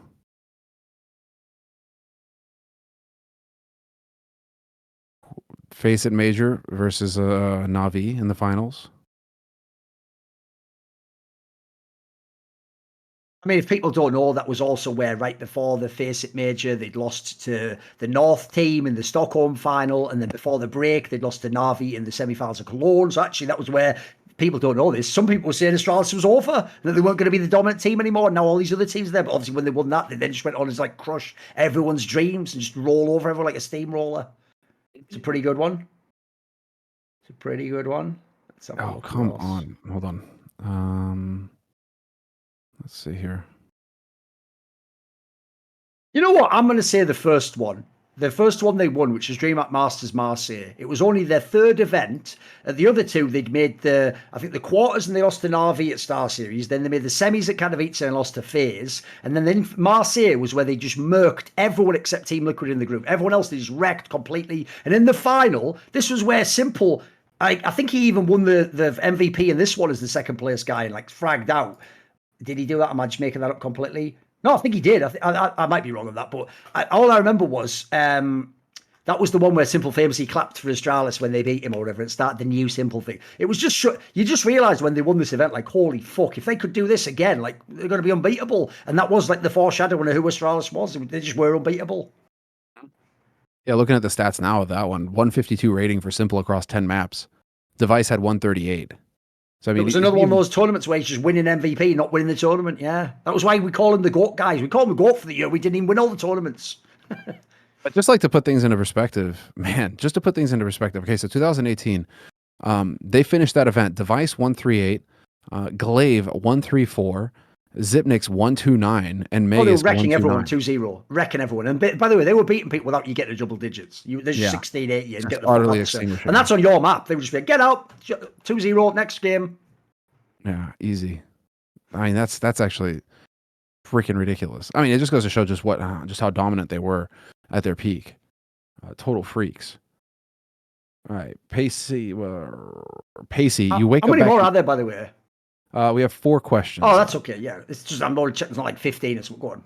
Yeah, no, it's fair enough. Actually, the thing is, the questions we've dedicated quite a bit of time to the questions, but the questions. Only 4 more. Yeah, go on. All right, Pacey, you wake up back in 2000 with your current mind and memory. What's the first thing you go do? The problem with that one is, I assume we're not just cheating, right? Like, we don't just go and immediately buy stocks in like fucking Google. Yeah, or exactly. like That's the obvious one. You know, that's like the stupid one, because then the joke is then you have unlimited money, don't you? So you can do whatever you want at that point in time. So I assume he means, here's the thing, I think it'd be more something like, take the fact that you have your memories, but like your memories, and maybe do something different in your life, if you know what I mean. Would you maybe do something like that? Like, I'll tell you one thing I would do immediately if I think of 2000. Now that I know what I know now, I would be way quicker to like embrace like learning new things and like mastering new talents and trying things I'm not good at. Here's the thing, it took me years to get really good at doing that. And like, I've got the last 10 plus years, I've been really good at it. But if I could have started in 2000 like that, yeah, I'd be fucking killing the game, wouldn't I? Yeah. And I would, like, obviously the joke as well, because I'm an esports historian, I could just be like the fucking, like, Biff with the fucking sports almanac. I could just be sitting there like a little shitty. The joke is, guys, what if I had done this? Well, if I did do it right, and that's how I got to be the esports historian, and magically I just called that Simple would be the greatest. And I said Device was better than you thought, and I said Nico was better than Cold Zero, and I said Astralis 2018 would be the best. If I did do that, though, to be really smart, though, I'd also have to, like, make it plausible. So I'd have to go back to E-League Season 2 and accidentally pick all the games wrong. I'd have to go to the last major and fuck up the coin, because I'd have to make it plausible that me, someone who knows everything, comes from the future, doesn't know everything. I'm wrong sometimes, but in a way that still somehow increases my fame and makes the mystique around me a bit cooler. That's all I'm saying I'd do if I did it. You have such a good one, though. I know, whatever. I know. You clearly thought of this before. No, I just thought up now. I thought, fuck off. Get the fuck out of here. Oh, dude. Okay, so if you had your current mind and memory and go back to what's the first thing that you would do? Oh, yeah, no, it would, no. I'd uninstall Netscape Navigator. You know what I mean? Exactly. Sell all my stock in Enron. All the jokes, you know. Oh no, mate. Here's the thing. Don't Semmler, don't fall into the trap. He did say go back to the year 2000. Yeah. With all the knowledge you have now. All I'm saying is, don't say you do anything to do with the next year. Think of the next year. Nothing. What's the year after 2000? Oh, 2001. Yeah. Don't. I know what you're talking about. Don't fall into the trap. No, don't fall into the trap. I'm telling you, don't fall into that trap. I feel like that was the trap because he specifically said 2000. That's why I'm getting suspicious. Listen, it's like he picked that on purpose. Don't know about that. There's 3 towers. That's all we'll say. There's 3 towers. Okay. All right. It's all right. We didn't. Moving on. Go on then. What would your thing be though? You got to do something. Pick something to do. I would radically. I would start taking my physical training seriously. There you go. Because I was notoriously lazy. Because I was talented. I was physically talented. I was the classic that we keep bringing up in terms of like hard work beats talent, right? Where you can be talented, but if you have hard work as well, so that would be the one thing that I would change, because I was one of those guys. I could pick up any sport and just be good at it, and I still can today to a certain extent. Like, I'm just very good physically, so I could have done that sort of thing, but I never had the work ethic. I always thought way too highly of myself. I always thought like, oh, it's all good, like I'll get by. And so the one thing I would go tomorrow is like I would just go back and change that and just be like, get the fuck to work and like take it seriously and actually like put in the effort, put in the work, and then who knows? I could have who the fuck knows where I could have gone if I'd have actually taken it seriously given the chances that I had. That's definitely one of those things where it's just like, what could have been? But I was just not willing to put in the work, put in the effort. So that would literally be, I know it's boring, but that would literally be like, I've thought about this before where it's just like, what would I do? It's just like biggest return on the on investment there for sure. All right. What's the Causia de Français with a name like that? What's the worst roster move in CS history? Well, there's this Danish opera right now who happens to no longer play for a Swedish team. I think this one's probably like that might actually be it, because this chain of events that the Device, Astralis, NiP trifecta fiasco has led to, that might actually be it. That might actually be it for me. The Device move, because it not only tanked his old roster in terms of like, are they going to stick together or not? They're not going to stick together if they don't have Device. But then he goes on to NiP, and we all know what happens there. So yeah, it'd probably be the Device move for me. What do you This think? is really tough because the problem is that there's not very many you could pick out where it's like it went so insane. Like I just think just because of what it meant in history and what the implications were, on some level, I don't totally agree, but I think on some level you could say Carrigan being kicked from FaZe Clan. Ah, that's a good one It's got to too. be up there, right? Think about what could have happened for all those players in the meantime if they just stay together. Yeah, that's Sky's the limit, right? Sarvati actually brings up Kirby as well, leaving Astralis. But The problem is that made Astralis better. yeah, it makes Astralis bad for better. him. Only really impacts Here's Kirby. the thing. I actually think, by the way, it wouldn't have mattered if he'd have stayed. They wouldn't have won as much with him. I don't think they ever would have been the top team. And also, I think his game was falling off. I think he was having a bit of issues. So I think he would eventually been kicked anyway. It just would have taken 6 months more or something, you know. Well, there you But go. obviously, he'll probably agree with that, I assume. Yeah, it's actually Kirby in the chat right now. All right, Zumba. What favorite Andrew story? Go on, then. Obviously, all the real good ones can't be told, but there's got to be like a one you can tell on camera. Come on. No, but that's the thing. Like, yeah, no, we. I'll think of one I can tell. Go on. Think one up. Let me think. What's a no, good Anders story? Yeah, but of like what we can tell, because I'll tell this one because people might forget this detail. I think I've told this before, but in case people don't know, like a quick one I'll tell while you just think up a good one, is the famous detail that people don't know behind Astralis winning the first major, which is this. You have to know the context. I think when they first got Glaive in, like I'm going to say like late September or like early October of 2016, Anders made the bet with Moses, like, because he just used to say these lines like Astralis win the next major. He just picked some crazy team, right? And then when Moses was like, you want to put a pie on that? Because Moses had been pied twice in his FaZe events for losing bets. So Moses thought, well, you know what? I'm going to win this one because I get the entire field of the other 15 teams, and all Anders gets is sight unseen Astralis that no one knew would ever win a major. And spoiler, it's Astralis! Of all the teams you bet against to win the fucking major, you'd have won every single time otherwise, even if they were the favourites. So this seemed like a brilliant bet. And then obviously, in the final, not only does Virtus.pro almost 2-0 it till Zipnix does the 1 health 1v3, but then on the third map, they're up massive on CT side trade, CT sided map, and they're looking like they're just going to close out the game. And then when it comes all the way back, remember the details of the bet are, if Astralis wins, Anders gets to pie Moses. If anyone else wins, Moses gets to pie Anders. This is finally going to be justice for Moses. But then somehow it all goes that. So it's the ultimate Anders story because he just took the most ridiculous, ill-advised chance ever with a silly idea at the time, and somehow it just played out, and he just fucking rizzle-dizzled his way through it and didn't even get wrecked. Didn't even get wrecked at the end. It's mental, innit? It's so fucked up, innit? I know. I think that is the ultimate Andrew story that we can share on fucked up, stream, innit? though. That because like the problem is that I've only got shit that I can't share. So like that's coming to mind. I like otherwise it's just like, oh, that day he made us homemade, cinnamon rolls with like homemade frosting. That's a fucking lame story. Although they were fucking amazing. I just hope he didn't make him like in that movie Van Wilder, No. if you remember that one. It's just, dude, That's a like it's all reference. just unreasonable shit I remember with Anders. Remember before he started to lose weight when we were like, it's like, okay. Oh, some of the things he getting would there. order at restaurants was And some of the shit fucking that he'd mental. order where just be like, can You'd I think get it was a movie, I bacon know. on the cheese Exactly. double triple burger Yeah. thing? And we're all just looking at him like, what are you doing?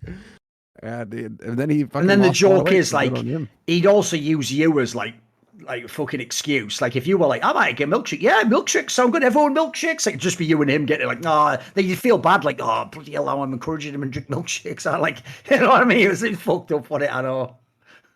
All right. Archives of Justinian. Who is your favorite lyricist? Oh, there we go. So do you have like a favorite songwriter who really captures something or speaks to you? I've got one. It's basically Noel Gallagher from Oasis. Like I actually just think people think you just copied like the Beatles or whatever. Like he's just got that same skill that the Beatles had, which is sort of like a fucking everyday sort of like ability with his. Because here's what's amazing about what he does is it's all like simple melodies, and he doesn't ever try to overcomplicate something. He doesn't put flowery language in. He just says it really simply. But in doing so, he has like a poetic bardic quality where he just taps into the essence of something. So whereas I would try to make it like sound like some incredible concept and like I'd go like prog metal or something, he would just come out with like a simple line. And he'd be like, "That's brilliant. Yeah, that's it. You've nailed it. You fucking nailed it." Hold on just a sec. I'm terrible with names. Semmler's looking up like Gordon Lightfoot. No. No. The one that I was obsessed with for a solid few years there was So like, how could I be this? no. The stray or whatever they're called. What the? What genre? At least give me a glance. I might be able to guess it before you can find what genre we talking about. No. I got it. I just can't find his fucking name. What band? I'll tell you his name. Come on, what band? All right, I got it. Joachim Brodin from Sabaton. Right, whatever. You You can don't even know, hear any of those lyrics. He's like, What? And then It's you're just like, epic. I've never Carolus heard Rex. it. That Oh album, wait, dude? actually, no, I do know who you mean. Actually, You know actually, it. He's like the modern day bard. Like oh, the that's right. historic, Yes. you know, Oh, it's like- it's because I said bardic. That's where do you think of it? Right. Okay. Okay, sorry. Yes, Joachim Brodin. But like There you that's go. the one where it's just like I just feel like this is he found a way to transmit, you know, so it's like epic war poetry into fucking metal and just put them together. And I'm like, yeah, I can vibe with this. So I can listen to Sabaton in the gym all day long. Okay. Like I'll just Fair have enough. that. And he's got some epic ones in there. So yeah, that's probably the one right now that I'm just loving the most because I can put him in the gym and you're just mega pumped the entire time. Super sick. And it just feels epic. And he's like singing about Sparta and shit. You're like, fuck yeah, let's go. Like it's, yeah. So probably that one. I don't have anything as nothing like Oasis though. We got one question left. Are you on are you on the move or what? Oh, I'm just listening to this one. All right. Okay, ABK. If you could do one alteration to the career of a pro player in CS, who would it be and what change would have made the biggest impact on history, theirs or CS as a whole? The problem is Oh, asking me something you want to do though. well, probably just tell Dazed not to do it. That would be very interesting for what to do for NA. For Yeah, sure. just think a Swag. I mean, Swag, Skadoodle. Well, Skadoodle survived that, but Steel as an IGL in NA, the impact that he could have had. Dazed straight up as an IGL. I mean, yeah, no. I would go back and just say, hey, you know, at least add one layer of, you know, have somebody sell the skins for you and then PayPal you the money. Like that would have been the play. Oh, I know what I'd do. You've just made me think. Just saying that's made me think. And Okay, it's what do you the got? most Thorin answer of all time. I'd go back in time to the first French shuffle. I'd grab Existence on his arm and I'd go, I'm from the future. I can't explain it, but don't sign Kaylee. Don't sign Kaylee. And then I would just fade into like a Force Ghost or something, you know. That's pretty good. That's pretty good, actually, isn't it? That's pretty good. a good one, dude. That's pretty good. Yeah. That's a good one, especially in the way where it's like the ghost of Christmas, or like the ghost Exactly, of yeah. past or something. You're like, don't do it, please. Yeah, exactly. Fuck yeah, dude. That's a good one. I think we nailed it. Okay. Fuck yeah. All right. Well, those are that was the last of our GROGcoin questions. So thanks to everybody who holds GROGcoin and who you know, submits questions every week. Really cool. Nice real variety of questions we had today. So I think that was baller. If you're interested in getting questions of your own on the show, go into the Discord and there's a link in the chat. There's a link in the description. Go into the Discord and you'll fit in there. It tells you how to get GROGcoin there. It's a way of supporting the show. So we appreciate it. Thanks, guys. And also, thanks to everybody who's been leaving reviews. Be sure to leave a review if you made it this far. Just take 2 more seconds, leave a review, thumbs up, subscribe, all that good stuff. It really helps the show. And, you know, Duncan, man, once again, fantastic show, man. I appreciate it. And we'll be back next week, guys. So have a good one until then. Peace.